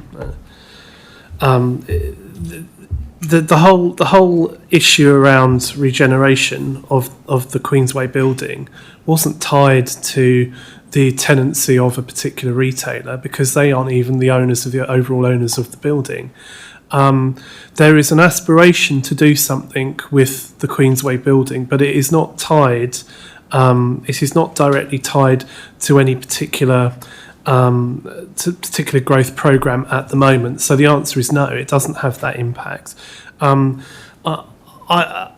It might be more useful to give you some written confirmation on this, but the Queensway building will form part of the wider sort of town centre east regeneration plan that's taking place, which is still being put together without public consultation. If I can give Councillor Crowe any reassurance tonight, it is that I am acutely aware that that this building has not necessarily aged as well as some of the other parts of Crawley, and it is in need of regeneration and some love, and that would make a big difference to Queen Square. Don't dispute that. The issue has always been that the Queensway building is privately owned. It's not a public asset. It's not something that if we were to invest in at the moment, that there would be a direct return for the council. However, that doesn't mean that we're indifferent to it, and there's actively work going on to look at this. But in itself, we would hope that in the future, if the Queensway building was gentrified, for want of a better word, that would in itself encourage tenants and investors, and there's the upper floors haven't been utilised for quite some time now, and it would be ideal for us, I think, if we could get some sort of arrangement which meant that the whole building was utilised in the future. But that is clearly an aspiration that we'll work together with all the different councils and possibly even the combined authority to see what we can achieve. Hopefully that gives some indication.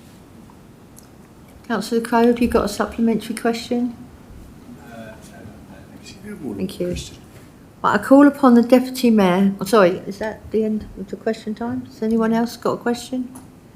As far as I know, Councillor Crowe was the last one. No?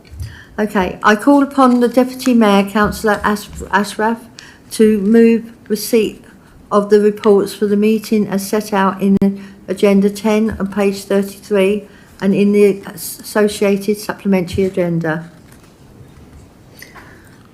I move that the reports of the audit, planning, governance and overview, planning governance committees and overview and scrutiny commission and cabinet be received. Is that agreed? Agreed. Thank you. There are no further items for debate, and as there are no further supplementary items of business, I declare the meeting of the council closed, and I would like to invite councillors, what are left, for drinks and nibbles in the Mayor's Parlour. Thank you. You're all welcome. If not, I'll take the food home with me.